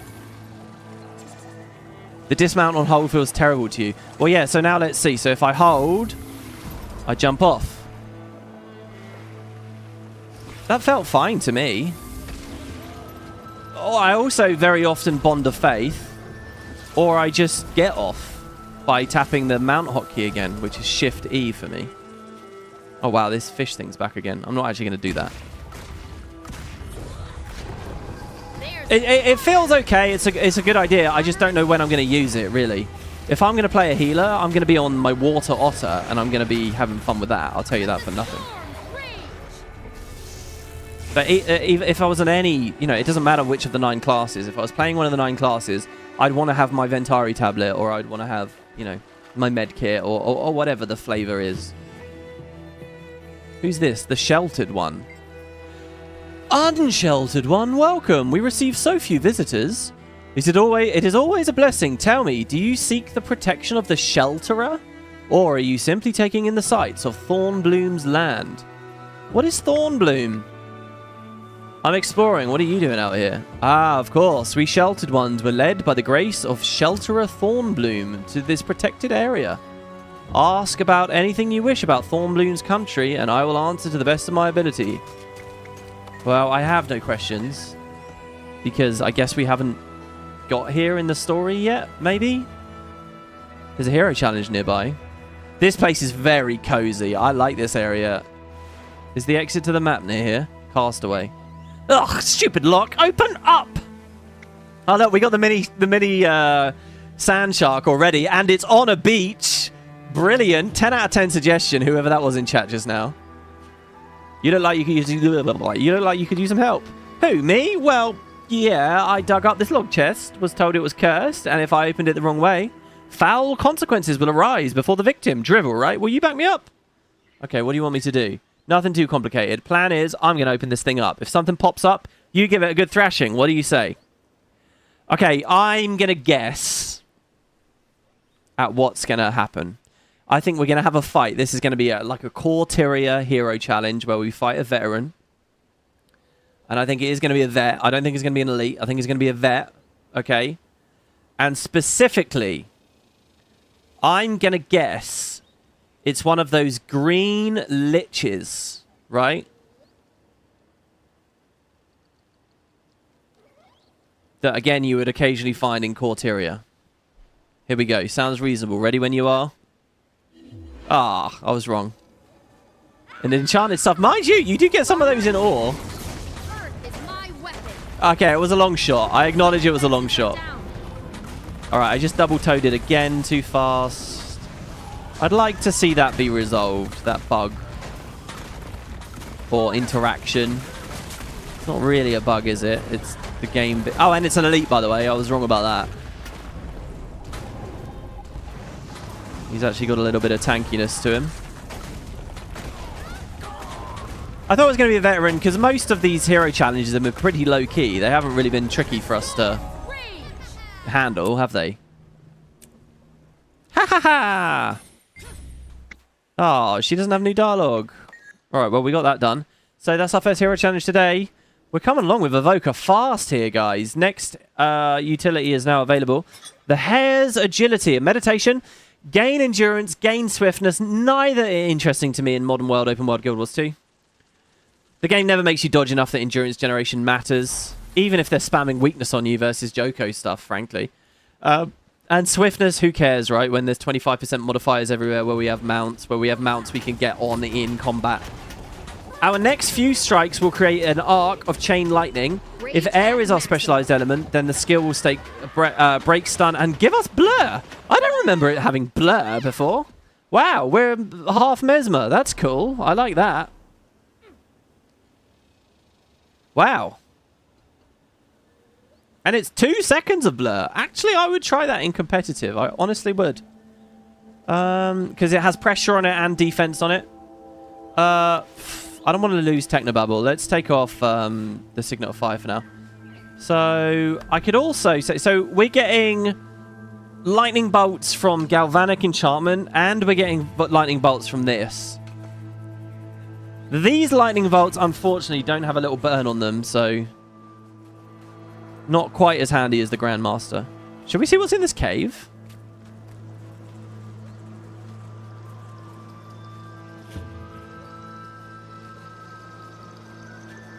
Right, this is more of...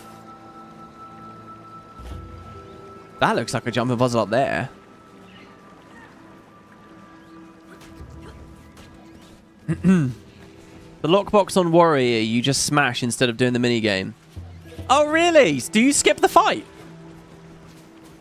That's really cool. Wow, they're doing very good with the profession interactions, aren't they? There's a cherished book. We are in the congregation of the sheltered. I hauled myself up, swatting, pinching creatures off of me, squinting in the moonlight. Crabs everywhere. A body lay near my feet. Sobbing, I struggled to heave Margot off the sand. Sorry, off the sand. I could just make out the dark shapes of others who'd washed ashore, coughing, sputtering, kicking at the skittering crustaceans. A low, booming rumble from the cliff tops above shook the beach. Then another. Margaret, what was that? Margaret stood limply, slack-jawed. Boom! Wait, is Margaret dead or not? I guess not. Darkness enveloped the beach, an impossibly vast silhouette blotting out the night sky. A great shadow lanced down. Oh, that's great. Down from the cliff top like black lightning. Screams echoed off the rock walls ahead. We're gonna die! Margaret! Margaret! Just then, a strange, round shape shuffled by, ambling toward the cliff. Its green tufted head turned, looked back at me and Margaret. I'm so nervous I'm not saying that name right. Is it just Margot? And then seemed to disappear into the rock wall. A round shape.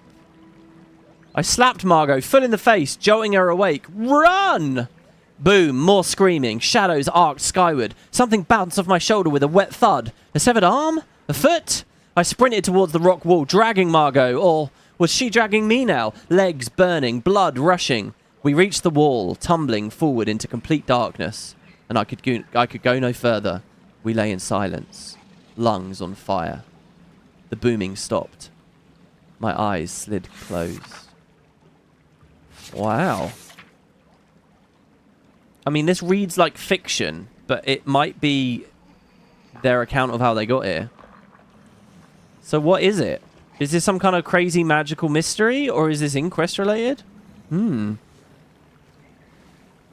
say Margot like Margot Robbie. Right, yeah. Precisely. The Sheltered Ones wrote this. Why are these guys called the Sheltered Ones? This almost feels like another Heart area, doesn't it?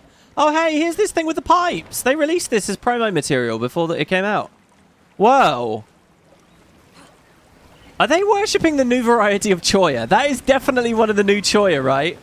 Just turned to stone?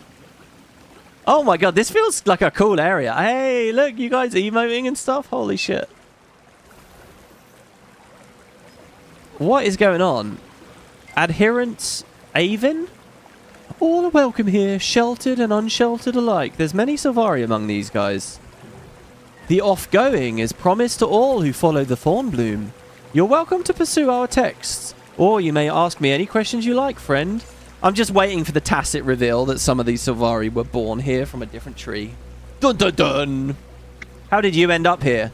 Years ago, well, never mind, our ship sank nearby. Lost, confused, blind to the danger lurking inland. Our Sheltered fellows... ones, it's time yet again to offer thanks for our salvation. As always, you're excited to commune with Shelterer Thornbloom, as am I. But first, we must ensure the ritual preparations are in order. The Shelterer speaks! An adherent Avon is their vessel! We do your bidding. Shelter and await the offgoing. Shelter and await the offgoing. Oh my god, these guys are whacked. They're crazy. So yeah, Avon here wrote that thing we read a minute ago. That's when Margot and I saw a divine fruit-like being. Oh, that's what that was talking about, the Choya? Gather the ceremonial garbs and deliver them to the basket of the shelterer. Acolyte Margot will receive Margot, there you go. ritual nectar. Please allow our unsheltered guests to participate, should they desire. He led me here to one of the only inland spaces sheltered from danger. Though Thornbloom has since been scarcely seen, he comes to us in ritual visions of the off-going. He will take us home. Great. So these guys are cultists that worship the pineapple Choya. That's amazing. I wonder how these Choyas speak, because the Choya have a very specific way of speaking, and the different varieties had like very... Usually it's like... But like they have a way of typing it, and I wonder whether the pineapple guys have like a slight variation on that. Okay, so gather the necessary supplies for the sheltered ones. Ritual. These guys, yeah, they might be cultists, but they seem harmless enough to me. So, ritual clothing. So I want to just bring her ritual clothes from the wardrobe. That's it. Ritual garb basket. There you go. The nectar of divine perception. Bounty of nectar, more than enough for all. Bring any remaining offerings to Acolyte Margot. What's going to happen? Are we all going to get high and see the Choya there become real and dance for us or something? We should swap to our triple Choya mini. Rage at max. Spark to flame.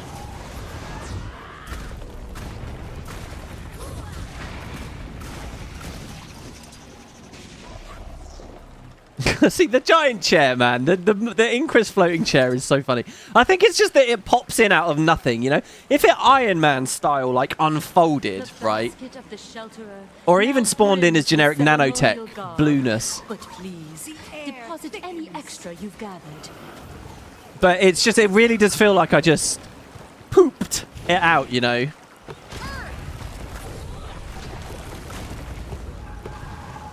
Open my mind's eye. Oh, believe me, I'm about to. I'm about to. Yeah, in fact, let's go eat some of these mushrooms. Have a good lick of them. Wait, it's toads you lick, isn't it? Thornbloom be praised. We have all that is needed to begin our sacred ceremony. I thank you all, sheltered and unsheltered alike. We await the off-going. What is sheltered versus unsheltered? I get it that they're sheltered, right? So I'm unsheltered, as simple as that? And What is the off-going? This is rather rare. And honored guests, don the ritual dress. Partake of the nectar of divine perception. We've got some gloves. We will fend off the undesired visions. And, shelterer willing, bask in the presence of Thornbloom. Okay, so I drink the nectar and get high, I guess. Change into a ritual garb and drink the nectar of divine perception. This is great. To participate in the ritual. Okay. Return if you'd like to stop participating. Oh, look, I'm actually in their stuff. Okay. Undesired visions. This one's a unicorn. I can't actually see what they look like because of the Zerg. Deploying projectiles. This is not the commander's first trip. I honestly thought the screen would be going a bit crazier than this, you know, with like the drunk effect. I do have post-processing on, right? Stronger together. I'm not actually sure which... The bloom there making the candles glow a bit more. Yeah, the screen is wobbling. I guess they just figured making players endure 6 minutes of a hyper-wobbly screen would be too much, so... That's probably the right call.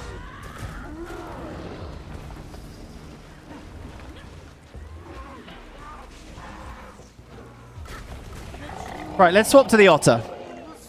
Sorry, the fox, the fire fox.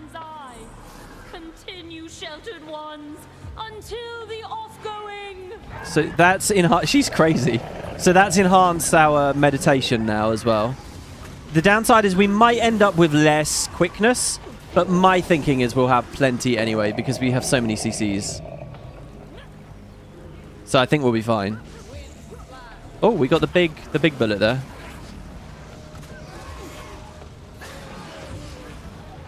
And we keep dispelling these undesired visions.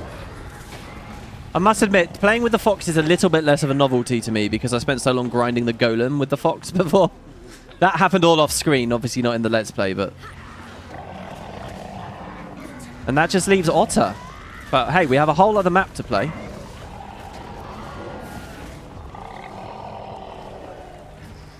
I do love the sound effect on the fox. The little sizzle, just so that you know it's charged every time. The toad didn't have something like that. Did you hear that? Yes, yes. The intruding entities are no more. Drink in the sight. Oh, what a pleasant Comes surprise. A divine vision. The shelter leads. A vessel. Majestic prow of pearlescent shells of mollusk. Sails. No. Great wyvern's wings. A larder overflowing with coconuts? Boat made of clams. Coconuts? Fascinating. Why? What does it mean? What now? This Asura was awesome. Deliverance. It must be. We will shelter, O Thornbloom, and await the offgoing. I assume the off... Shelter and the offgoing. She is not buying it. She is full of doubt. She's great. The offgoing must be them leaving, right? It must be the name of their event of their salvation and their escape from the island. Oh, I really thought that this would do something. Not that it's not cool anyway. I mean, look at it. It's a tree star. You know, Littlefoot's favorite food. The bustle and chatter of everyday life of the strange yet peaceful sheltered ones echoes among the rocks of their protected caverns. Lovely. Yeah, these guys are very weird. We're progressing some achievement to meet all the leaders of the land or something. And I've got the target. And apparently there's still 2 for us yet to do. Oh, nice. Here, look at this. Mysterious nectar mixture. Yeah, so we're just... Hold on. Right, the story is that someone's put these pipes here and they're possibly leaking toxic, bad hallucinogens and they're just drinking from them. Oh, what? Why can I not drink anymore? That was definitely a thing to press F a second ago, wasn't there? And now it's gone. And I'm guessing the Inquest made these pipes. They're a bit wooden though, right? I would have thought they'd maybe be a bit higher tech. But then again, what kind of supplies do the Inquest have here? Also, why is the hero challenge not filled in? Is it because there's 2 directly on top of one another here? Because it says it's above me. I mean, technically... Oh no, okay. Yeah, well, I think we do have it. I think I was just misreading the UI. Okay. That was the Shoalstone area.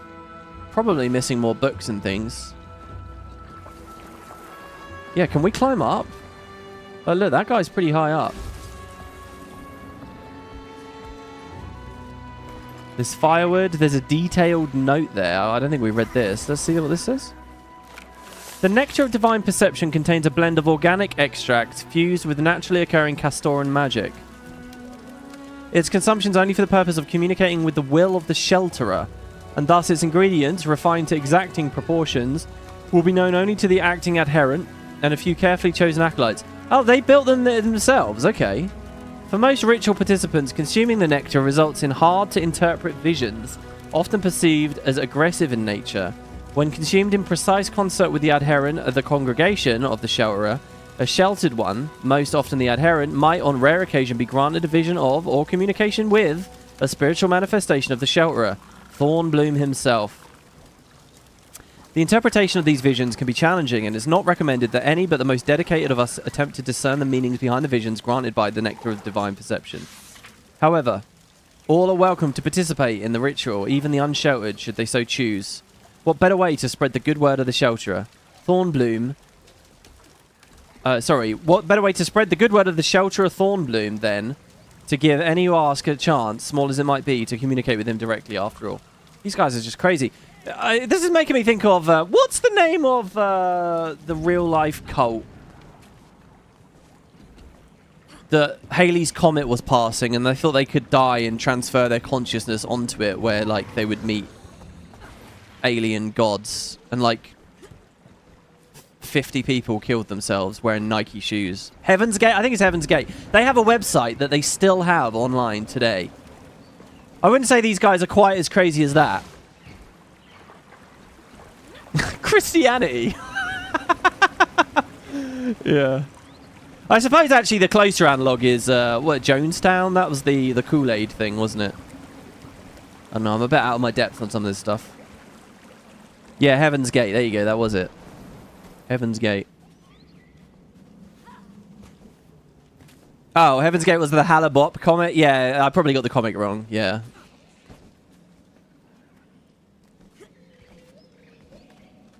We'll know whether it works when it comes back. Has it already come back? I don't know. Right, okay, let's take stock here, guys. Personal story? Main story, I think, yeah? We're missing one hero challenge.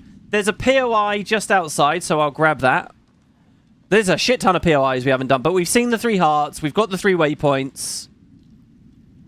All the major stuff we've actually done now. We've passed the Mastery Gate. So it's time to continue through Truths Unearthed and learn a little bit more about Seb and so on. And I am very curious about these guys. I'm going to wave Hawk around for a bit. Let me ask you guys, do you still say Warclaw or do you say Journeykin? Did Janthil... Oh, look, there's the exit. Oh. Oh. Wow. It's been a while since I've just had a moment where I see an entrance to another map that's like totally bog standard, right? They don't do it that much. The entrance to JW didn't. Wizard's Tower, Skywatch into Wizard's Tower didn't. Wizard's Tower into Amnitas kind of did, but you were in a city moving in, so it doesn't feel the same, right? Janthir Wilds didn't do it, getting into the Lowland Shore or out. I mean, there was the portal out in the water, I guess, in a subsequent patch. Oh, I've got to do it, guys. I've got to see. The portal to... Actually, no. Let's hold off. We're going to hold off. Ooh. We'll try that later. Oh, my God. Did you just see that? The little fly obstructed my fox. See, there I have quickness, and I don't even really know what I did for a CC on that one. You guys all say Warclaw? Okay. So, yeah, my question then, obviously, is, so what do you guys think you'll be doing in a year? Will you be saying Skimmer or Wave? Ooh, it's the Rat King again. We did this once, like on day 1. I cannot summon my mount at this time. I really want to kill Plague Rats. That was the achievement, wasn't it? Go!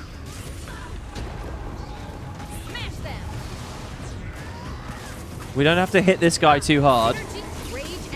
We just want to kill his rats. So the rats are really just a part of this event, eh? They're not actually... Go, Golem! I got the impression when we started that they were going to be like just general enemies that you fight around the map, but no. Yeah, I love that Golem attacking over there.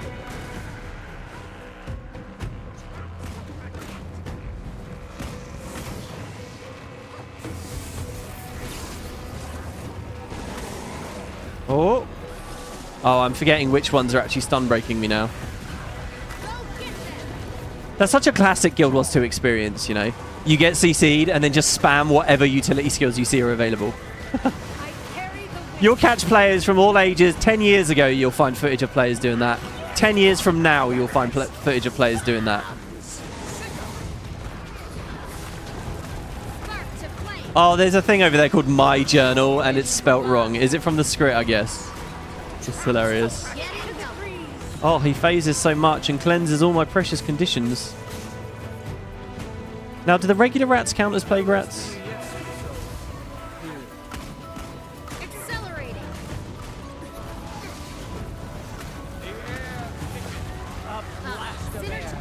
Oh.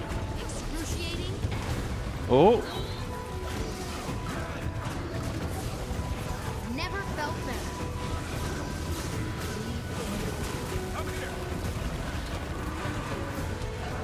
Oh, God. We need more stability.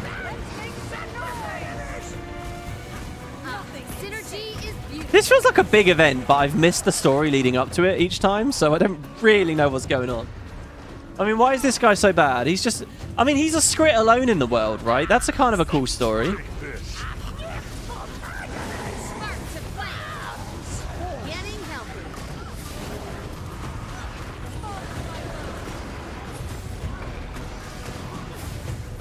Or maybe he's not alone, actually. I don't know. Why would there be a single Skrit on a ship? Surely you wouldn't want to take just one. Maybe the Inquest hold it here. Oh, let's go read his journal.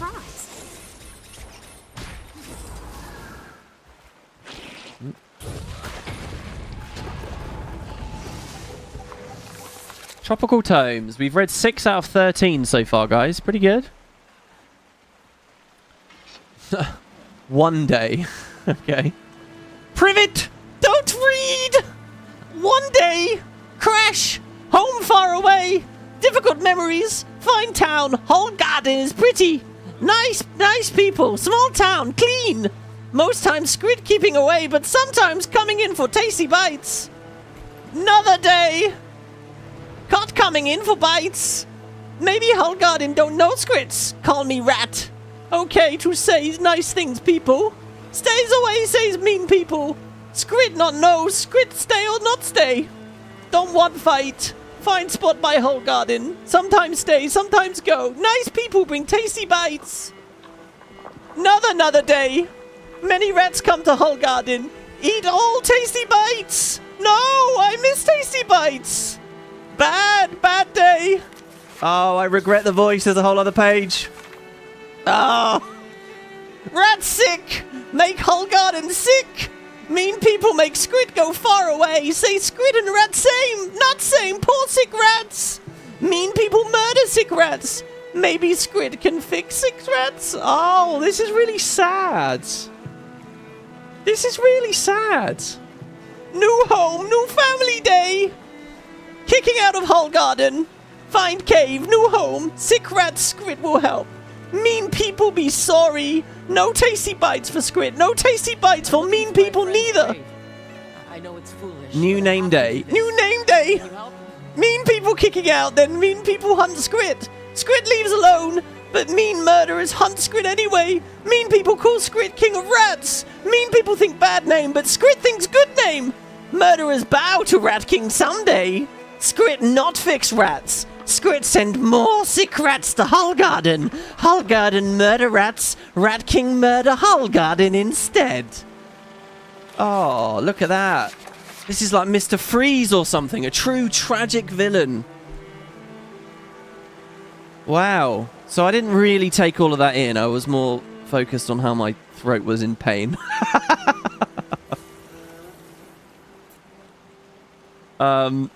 Difficult memories. So there were nice people. It was clean. What does he mean, caught coming in for bites? Okay, so they didn't really know the Skrit. They called him a rat. Some mean hole gardeners say to fuck off. Some other ones say it's alright.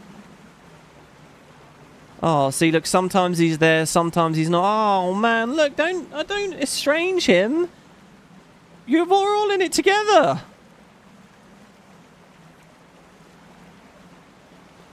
See here, it says many rats come to Hull Garden and they eat all the tasty bites. That's not his fault.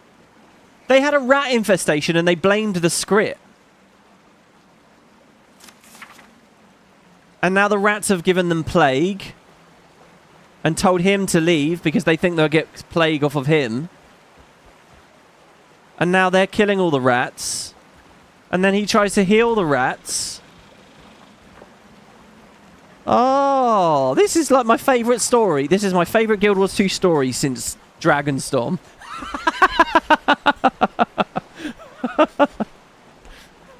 And you can quote me on that. This is really sad. This is really good. And then he turns and we just beat the shit out of him. See, look, the commander doesn't know what's going on. We're just brutalizing people. Is this a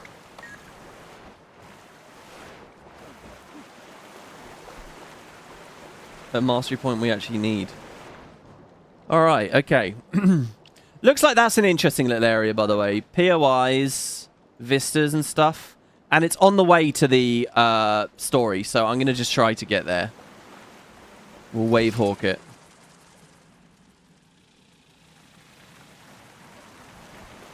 I'm Commander This, and this is my favorite story on the Citadel. What is it with the Mass Effect quotes? Best story, second only to Nightfall. Oh, that poor guy.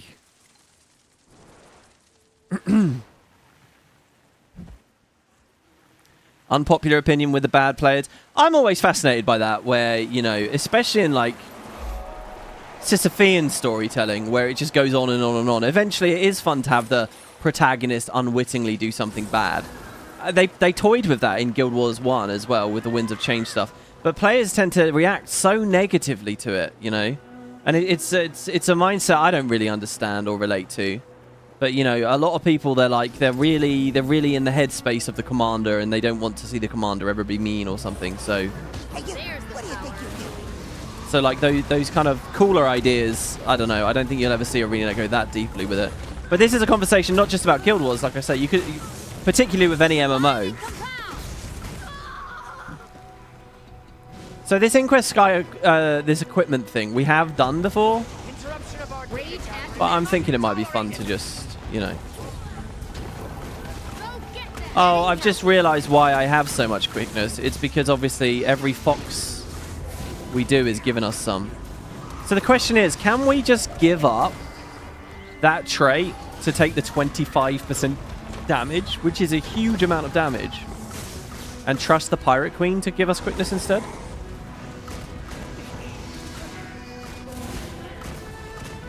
Same situation as in Warrior I was talking about as well, by the way, again. Where it's like, do you want quickness or 20% damage? Or quickness and 7% damage? And you obviously go for the... Well, I don't know why I fire grabbed that. That was obviously never going to go anywhere. Thrown out of my home. Oh, he was thrown out of his home. He was. Oh, that retargeted Ride the Lightning there. Oh, what did he do to deserve it? There were prejudiced people judging him for looking a bit like a rat. I mean, who knows? Maybe the script can carry the Black Plague, the bubonic plague. I don't know. You're dumb. I think especially at the point where he was trying to heal them, that was possibly a bit dodgy. What does it look like I'm doing? I'm breaking your stuff. You bring shame to Ratassoon. I am the SNAF Prize Savant winner. Wait, am I the SNAF Prize Savant? I think I am, aren't I? The Savant? What have you ever won?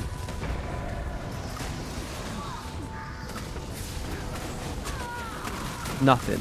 That's why you joined the Inquest. We all know it. You had nothing else going on. And now you're out here. Well, no, now you're nothing. You're dead. Yeah, I'm the hero.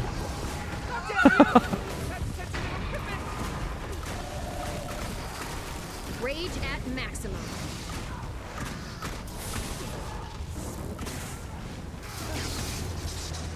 Killing the little creatures is little creatures. Killing the Asura isn't really relevant. It's just the equipment that we want, right? So. Hey, you! What do you think you're doing?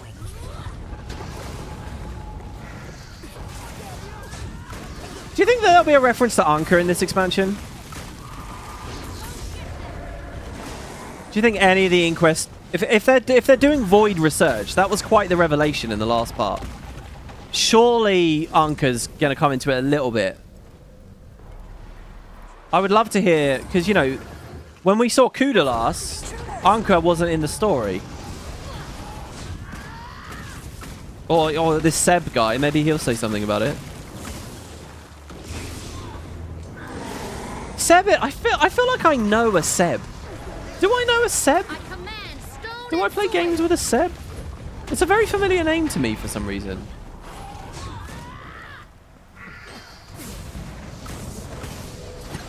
Mission accomplished. That ought to make it a little harder for them to kick I tabs on know of us. a good use Well for done. this. Rick's out. Ew, what was that little noise? Did you hear that? I'm guessing that was a Char speaking to us and just couldn't handle not slobbering all over the microphone. Castaway's Tears. Oh, look at it. Oh.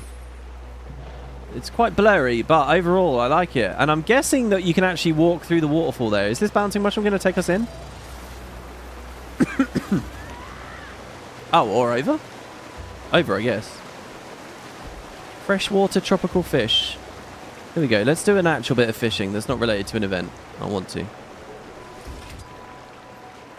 The Last of Us? Did The Last of Us have a 7 in it? It's short for Sebastian. Yeah, well, ordinarily, yeah. But I feel like I know someone whose online handle is that. It's funny, isn't it? Like, pick a handle and then... Oh, this one's hard.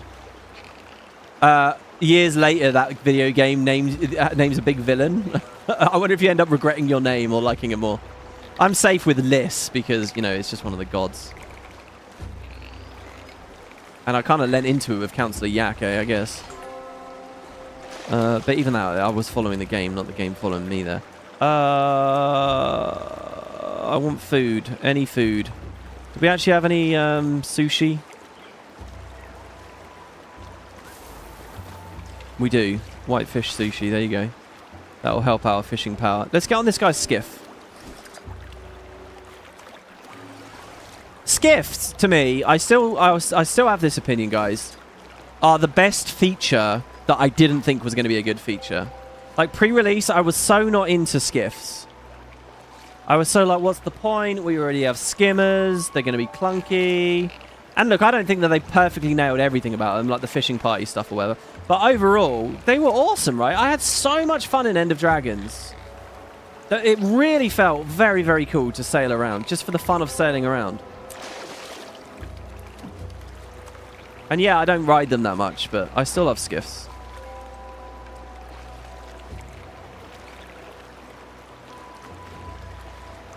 You think Lyssa is the most evil god? I don't know whether that's... First of all, I don't like thinking of any of the gods as evil. I only like to think of them as self-interested. They wrote Balthazar very cartoonily, like, shallow antagonist, though. They basically rewrote Balthazar completely and then said, but look! Here's this one line of dialogue from Guild Wars 1 that tells you he's a bad guy, evil. It's like, come on, that's just a really lame justification for a character assassination. That's what you did with Balthazar. And I don't take that Cowlie line to have meant as much as you ended up suggesting it would. But even he, you could argue, was just like a self-interested guy, right? I think it's a more captivating saying if we do that. It was just his characterization was a bit 1D. Okay, so where the hell is this vista? Oh, it's there. This is a very pretty area. I love the leaves falling down. Look, there are even the specific little... what are those called? What are the little helicopter plants called? Look, see? Oh, no, these are different. Oh, there's so many varieties of leaves that are falling. That's cool. He was the god of war. He wasn't going to be a nice person. Why not?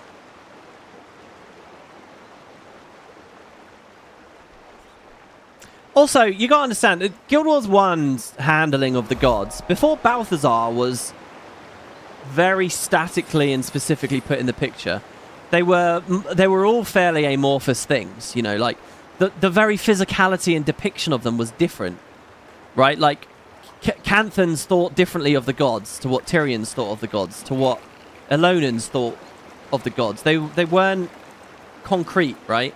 And so if you're going to make them concrete, I would personally say, you know, try to keep them as multifaceted as possible and dynamic and layered as possible.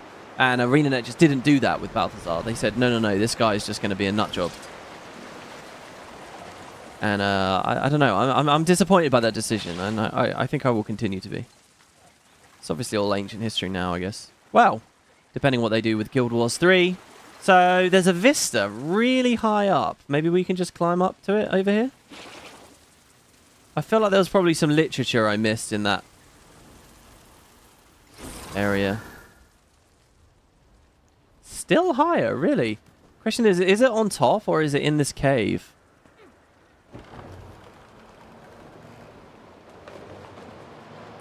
The thing is as well, like, a lot of the Balthazar stuff is still unresolved. We still don't really know what happened with him and Lissa and everything, right? We still don't really know about him being depowered and chained up and everything. There is a world in which Arenanet return to those stories one day, and they do it in a really satisfying way. You know, and they really emphasize how much of his rationality he lost as he gorged on magic, or this or that or the other thing.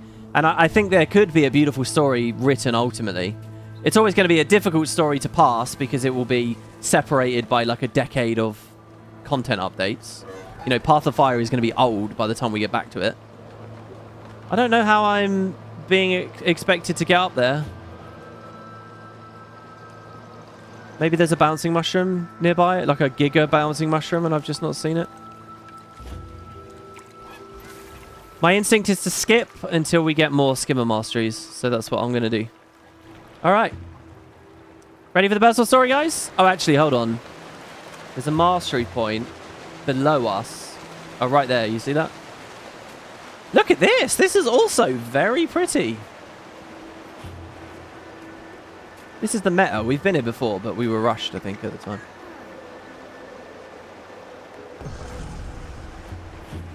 Unfortunately, no follow-up's been a bit of a trend with Guild Wars 2. We didn't have a following set conclusion to Heartthorns either. Well, give them time. Yeah, I know it's a silly thing to say almost, but give them some time. I believe in mini-expacts at this point. And what I believe in is Heart of Thorns 2, right? Where we deal with the Nightmare Court and we deal with the Second Tree and we deal with Malik and all that kind of shit, right?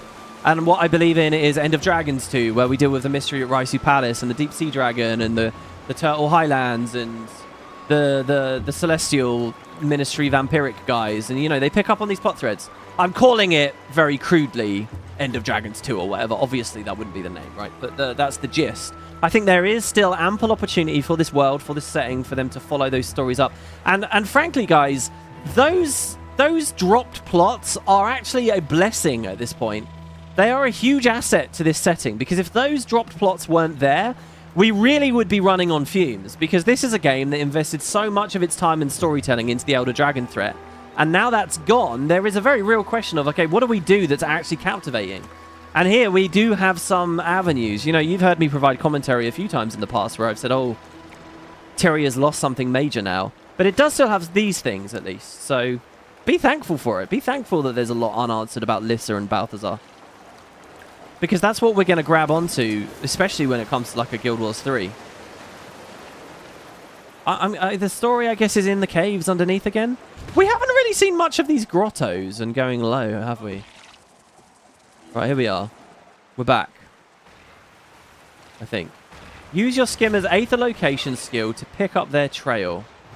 Aha, look. Oh, nice, and I can press F without dismounting. We know they're heading north. Maybe the skimmer can sense if there's something unusual we can track. Yeah, Liz, we already did that. Let's see how sharp those senses are. Yeah. Your skimmer has detected something of value nearby. Right. Was it the footprints, or was it the, was there an actual chest or something else? I feel like this mechanic could be interesting. You know, in Season 4, we went into the mists and you were running along in the sands and stuff. It was actually quite a big instance made for mounts. If Arenanet start doing that again, where we get, like, kind of big, bespoke areas in instances, I can imagine a cool, like, skimmer run where we're using Aether location to spot a bunch of stuff. That was one of the big criticisms of both Secret of the Obscure and Janthir Wilds, by the way, that the story instances were not too much to write home about in terms of, like, unique environments and stuff. Like, clearly not beating Season 4 quality. So I wonder whether this one will be doing that. Because as far as, despite everything we've played, as far as I can tell, we've only done 2 instances. One of which was the boat. I mean, since the boat. And the boat was excellent. Use your skimmer's enhanced barrel roll skill to uncover the object buried in the sand somewhere nearby.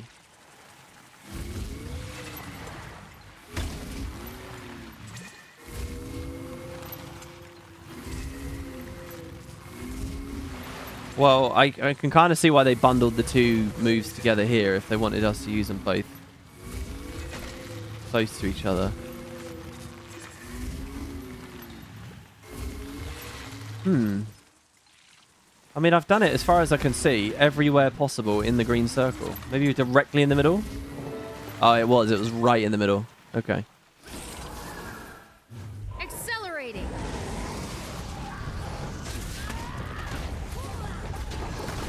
Waters rage.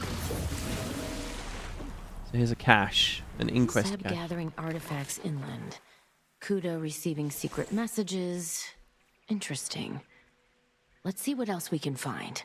A hidden communique. Overseer, I can only offer my apologies. What the director sees in the principal biomancer. Okay, wait. Kuda is an overseer. Seb is the principal biomancer and is effectively the right-hand man of the leader, who is the director, who we have no name for yet.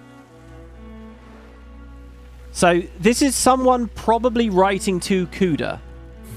Kuda, I can only offer my apologies. What the director sees in the principal biomancer is beyond me, but there's no doubting the cruelty to which we would be subjective should he become aware of our information sharing arrangement. So she's got some kind of...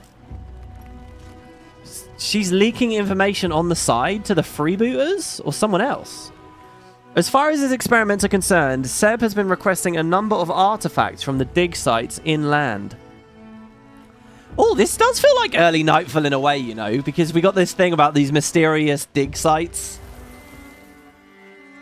It's like the Jockener diggings, everyone. As far as his experiments are concerned, Seb has been requesting a number of artifacts from the dig sites inland. What he intends with said artifacts I've been unable to discover, but it seems he's acquired enough of the objects to satisfy whatever hypothesis he intends to test. Again, I do very much appreciate your discretion and your willingness to indulge our paranoia with regard to the unconventional nature of these dead drop locations. Who is this? Is this a freebooter? They're speaking like another Asura to me. We got the word hypothesis in there. And only Asura know how to hypothesize. And maybe campers. Use your skimmer's aetherial location to follow the trail of frequencies again. Okay, this way. I'm going to lose my mind as the plot progresses, smiley face. Am I?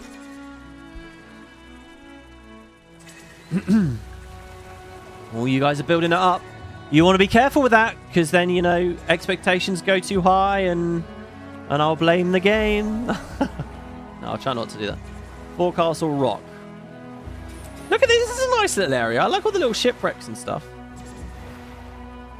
They've definitely done some stuff this expansion with the graphics, right? I'm not talking about the shadows, but the water update plus all these like particles flowing around, it's definitely denser. Like, look at all the floating white moats, the leaves coming down. There's a lot of here. Another frequency. Oh, there's a POI here. Is this going to be another trench? Flotsam Grotto Skimaway. So there's another skimaway down here. What I'm hoping is that there's a part of the story that takes me into the skimaways.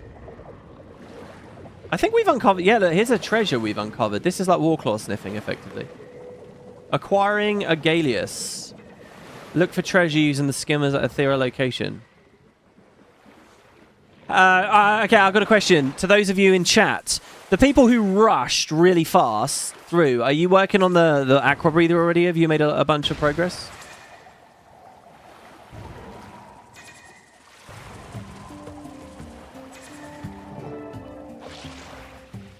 Use the barrel roll to uncover a thing again. Nope.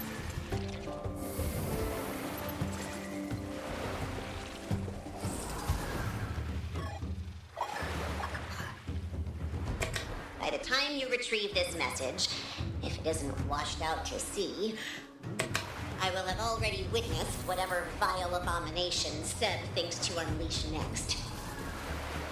Whatever it is, I expect it to be nowhere near powerful enough to combat the Seneschal patrolling the mainland shore. It would almost be a shame if Seb managed to kill her. She's rather majestic from a distance. Perhaps she will snap his head from his shoulders, and I can watch as his grinning face rolls into the sea. Oh, ho, ho, ho. For now, keep a low profile. I'm heading inland to meet up with Seb. After I siphon the salt water from my suit. Seneschal? Not sure what that is, but Kuda definitely wants Seb dead. Where to next? Yeah, I'm so glad Liz said that, because I was thinking to myself, Seneschal. We heard that word, didn't we? I'm guessing that was the beast, the thing that broke the ship, which wasn't the Kraken, right? We attacked the Kraken and it left, and then the ship broke. Am I wrong about that? So the Inquest know a bit about what's out in the water. There's been a couple of little bits of Kuda here where Kuda seems a bit more rational. Kuda appreciates natural beauty there. There was something very small in the previous thing as well. But I like how she was completely sick there with the head comment. Alright, let's get going, I guess. Track the Inquest technology frequencies. Yeah, music was popping off there. I'm not sure. Was the meta going on and I hadn't noticed. This map's definitely better about dialogue going across the whole map. Ah.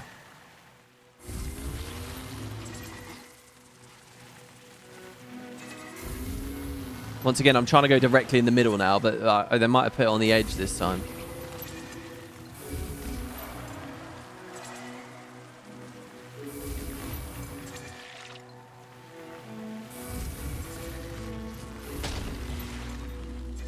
Oh, by the way, I got a mount out of the supply package. I'll show you guys that now, actually. So on the gem store, when an expansion comes out, they sell like these supply drops where every week you get like crazy gem store stuff. And week 1, I'm not really much of a mount collector these days. You know, I actually have a lot of skimmers, to be fair. So there's the B. But there was another Wavehawk. So check it out. There's the basic Wavehawk, which we've been riding. Let's show default dies. That's the basic Wavehawk. And then there's this one. The Sun-Kissed Wavehawk. Which has got like these like moth wings, I guess? Dragonfly kind of wings. And like longer tendrils, I guess. It's kind of a basic skin, but you know, it's the start of the expansion, so that sort of makes sense to me. What I'll do is I will ride it, because hey, we'll change it up a bit. I actually could have done this yesterday as well, but I forgot. Mere rocks, some say. Ha! Science says otherwise. Essential for tools, for weapons. There you go. Big bug eyes this time. Right. Oh, unfortunately, it's still, even though it's a different skin, it's doing the astral blue effect as I spin. I would have liked if that was different, but maybe we have to, maybe we only get that on like legendary. I suppose we could do Hummingbird as well, by the way. One of the OG ones. Could use the Demon Skimmer. I've always loved that. Is it possible they want me to go up the mushroom and then scan up here? No, it's not up here. No way.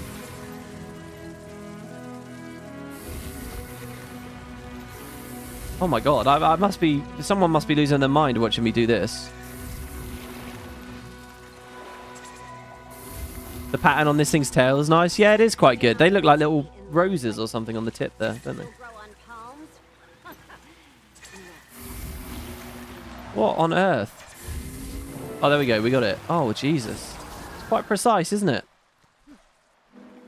Oh, there's a little physical sand pile on the ground. Ah. Is even more dangerous than we suspected. Back to the trail. Hastily scrawled note this time. Apologies for the lack of communication. Seb is always suspicious. Note from Vlox. Vlox? Hold on. Guild Wars 1. Vlox Falls? The Vloxen Expeditions? Wasn't Vlox a Guild Wars 1 Asura? Hold on.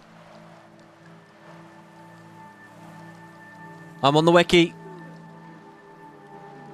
Vlox. Yeah, Vlox's Falls and Vloxen Excavations. Vlox's Falls was an outpost. One of the northeastern Asuran communities, this settlement is dominated by magnificent falls that coats every surface with a fine mist. The local gate provides access to the Vloxen Excavations, an extensive mining operation recently overrun by Stone Summit. So we don't actually meet Vlox, but these places are named. So is it possible that this modern character is also has the same namesake? This is perhaps just some legendary Asuran figure that we're not privy to the actual details about. My perception occupies both ends of the bell curve. Okay. Yeah, there's 2 X's here instead of 1. Yeah, I would say it's not anything that specific. It's just, you know, it's like how there's a billion kings called James or whatever. Do you know what I mean? There's actually not out there for James. Anyway, more when time permits. Sorry, no. What is this? Seb is always suspicious. Note from Vlox references the second Seneschal in Starlit World. So there's 2. So I'm guessing the meta event from the second map is to kill the water thing. Maybe? Vlox hypothesis. Ah, wouldn't it be cool to have a meta that's like kind of a big water themed thing? You can have land phases, but water phases as well. But these like ley line riding skimmer moments where you're going through the trenches, that would be sick. Vlox hypothesizes territoriality beyond natural inclinations. So it's been coaxed to defend an area magically by someone. Perhaps magical in origin. So, suspect from diction. A diminishing impatience with Seb's indulgences, but director can be inscrutable. I don't even know how to read that sentence. More when time permits. Okay. Let's get scanning. Why have they done... This is so strange to me that they put this as the 2 here instead of a skill 2. I'm not criticizing or judging that. I just wish I understood the logic, because there will be some logic to that. Is it because they want this skill slot available for shooting later? Maybe it's that. Because you can get guns on this thing eventually, can't you? But then that would also suggest the skill 3 also is occupied by something else. WP, based on what you've seen so far, how do you think the story will reference or reveal High Inquisitor Mort, who so far is only has the old mini and ascended conundrum of Mort in game? God, that's an old mystery you're bringing up there. High Inquisitor Mort. Jesus Christ, that is only on the very, very fringes of my memory. So this is a guy where we've never actually seen him in game, right? Oh, I guess I won't wiki in case he is. That would be a cool topic. Hell yeah. That would be a very cool thing to see. That would be amazing. Yeah. Do I think they'll do it? I don't know. If they do, then brilliant. Default for that is F2. It makes sense as a profession skill and aligns with F1 from the sky scale disabling ley lines. Well, but then why isn't Warclaw Sniff also 2? What do we got here? Anomalous frequency? I hunt minerals inland. I'd better call for backup just in case. You want to Saida, I can see I think I'm nearing the end of the trail. Skimmer's sensing something large. Bring backup. Yes, Junrao moment. Exactly, Cool Boy Jake. Exactly. More is like another Junrao thing. It's a character that has been referenced in some very weird, subtle ways in the game, but we know nothing of. Cottage says, yeah, and Mort is interesting in that he's an unseen NPC who has both a mini and an amulet named after him, with interesting lore in the amulet. What was the lore in the amulet? Believe it or not, because I'm a complete loser and nerd, I have every single ascended item as a collection in here, so I can just type Mort and we can read it. There you go. Here it is, the conundrum of Mort. Mort's frustrations forever locked away. Yeah, very curious. I'm 50-50 on this. If I could read the Arenanet internal wiki, such that it may or may not even exist, either that's an empty page, it's a fucking stub, or it's got something. I really don't. I'm leaning 60% it's an empty page. Or was. I don't know. It would take some really, really cool nerdiness from the part of the modern writers to have thought of more and done something with that, which would be amazing. Either that or you guys on the forums have discussed it and, you know, the dedicated devs that read the forums have got that information through. All right, would you like to continue your story? Truths Unearthed? Well, we're finally here, guys. A new instance. Is that going to kick us out of squad? I don't know what's going to happen with that. Oh, I like this. Look at the fog. Okay, let me check these mails. Is that you guys asking for a guild invite? It is. Or is it a story thing? In fact, I'll just wait for that to unalight. There you go. All right, nice. And it means that we skip the nighttime because it's day here. Hello, Ritlock. Finally. Yes. Came as quickly as we could. Canucks occupied. Rowdy freebooters. Is Garin? Invited him to check out the pub. Then invited him to check out Hull Garden. Wasn't too bothered when he declined. He seemed a little under the weather when we arrived. I assumed he was back on the Leviathan, but no luck there. Get the feeling he doesn't want to be here. Sure did insist on coming, though. Ooh, the mysteries. No time to worry about it. Seb and Kuda rendezvoused here, Ooh. testing some experiment nearby. Let's see what they're up to. What is it? He knows something about this place. There's a reason he came here. Oh, no. This could be so good. There's so many dangling plot threads right now that I really, really want fun payoffs to. This could be good. Because we've got the Ritlock side of it going on as well. I'm fascinated by the characters I'm with and by what's going on with the Inquest here. And the bubbling background idea that Orions might have been here, that it might be Zoteka related.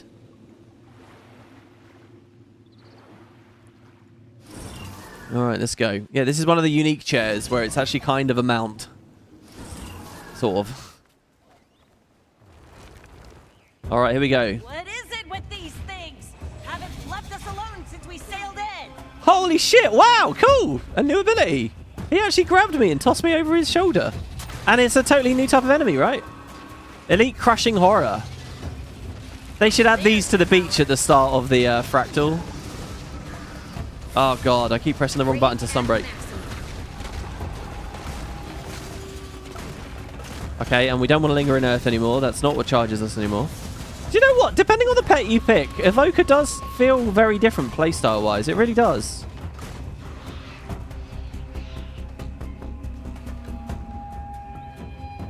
It's very, like, technology, inquesty kind of music right now. Whoa, I swear I just saw... Fucking, Ritlock's using Razor moves, isn't he? I swear that was the Razor Leap I just saw him use. Look, that is! He's using Razor! That's so cool!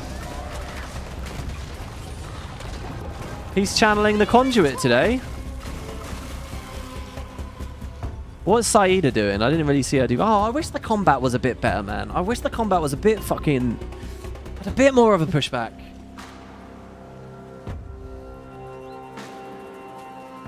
Oh.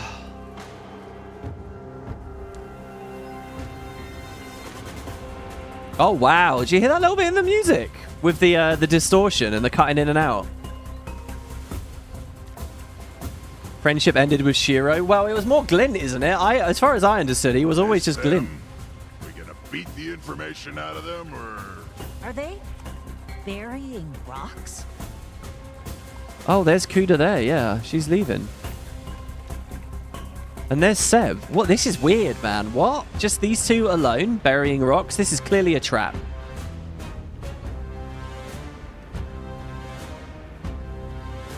Unclear.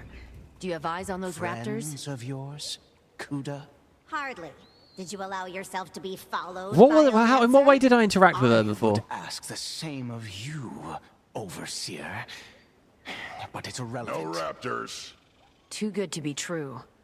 They're not running. Not even any guards What around. matters now is that you've all bungled this experiment. Do you have any idea the effort I've gone to? Burying artifacts that were scarcely just unearthed. Ah, but wait. Yes. Let's test a different hypothesis. Here, catch. What? This is cool.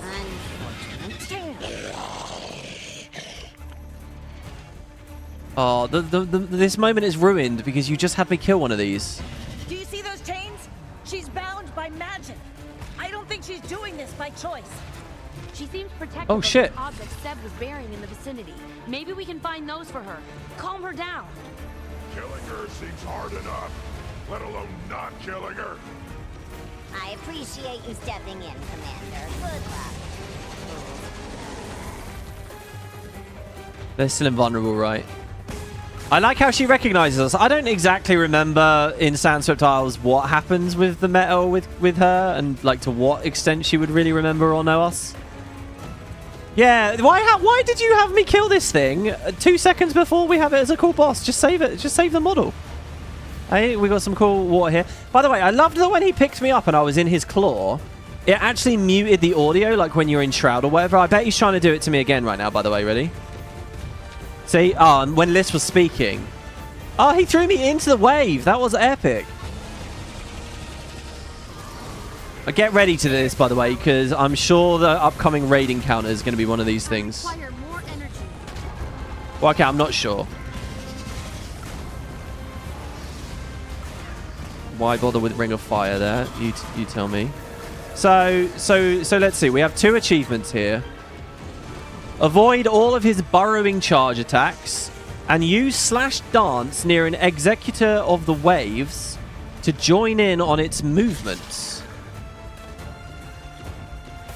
Executor of the Waves.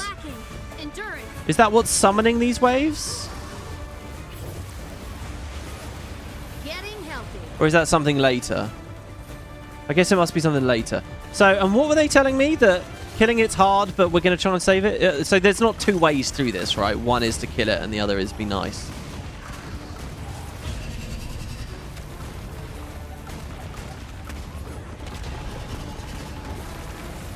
Gonna have to learn my dodge timings with this. It's nice to find something big that's not fucking Greer, I have to say. Okay, there's a sand pile. It looks... Oh, is this the kind of sand that I'll sink into? Discard. This piece of driftwood won't be of any use. Throw it to discard it. Oh shit, I'm in the waves. Endurance deficiency. So that must be burrowing charge there. Found one. Throw it to her. And now she's out. Okay. I would quite like lightning flash. I feel like that would help a lot, but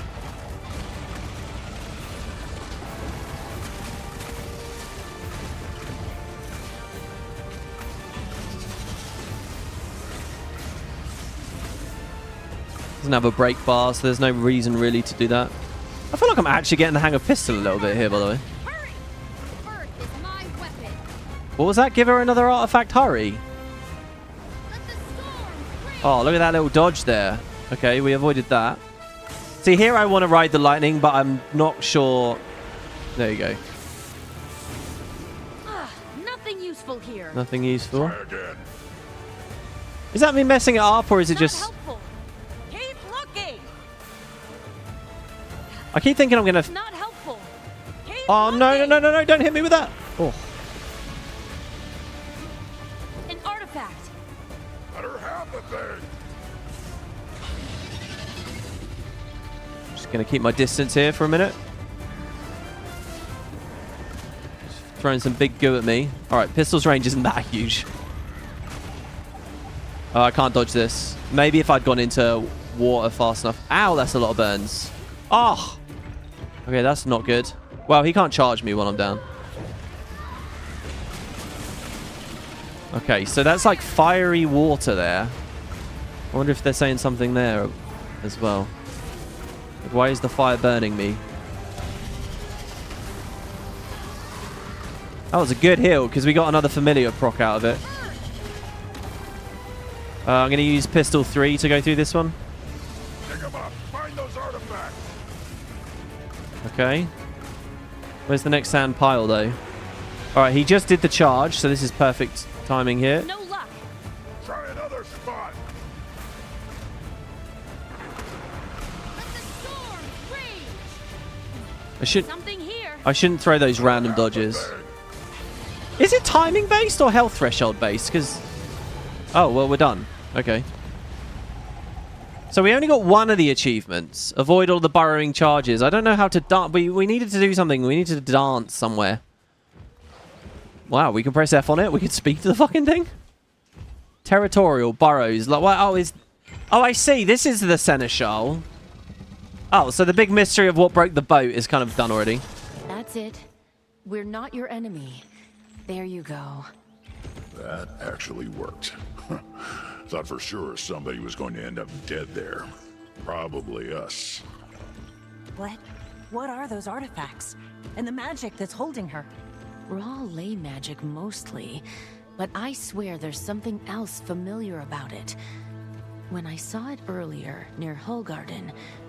Either of you get much of a look at those artifacts she's hoarding? No, don't interrupt me. A book? Tablets? Some kind of shard. Shadowstone. The seers. Alchemy. That's what the magic felt like. Seer magic. Iskarin. Iskarin! Either he can't hear me or he doesn't want to talk. Ugh. With Keela calm for the moment, maybe you two can get some people inland and start setting up camp. On it. We'll keep an eye out for Iskarin. And Seb. Like to wipe that smug grin off his face and get some answers. I'll meet you there soon. We'll get our bearings, see if we can find any leads. So it is... You know what? I wasn't interrupting the characters, but right as this scene was unfolding, I was thinking it must be Seer stuff, and then that's what it was. So he does know something that's going on here.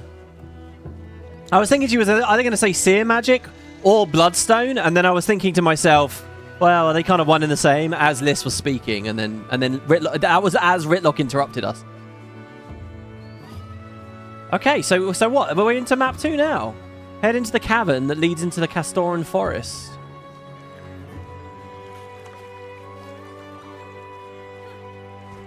The witness here is that we know the name as Kayla, even though no one's told us the name before this moment. My assumption when moments like that happen is that there's there was a chance to get it from the open world, and there's just an assumption that you had it. Here's the sheltered pathway. We're back to where we were a minute ago, but from higher up. There it is! The doorway. Whoa, wild Castoran magic mastery unlocked. The magic of this land has run wild for millennia. It now bends to your fingertips. I'm surprised that this is the end of the map already. I thought we were going to have maybe something else to do in map 1.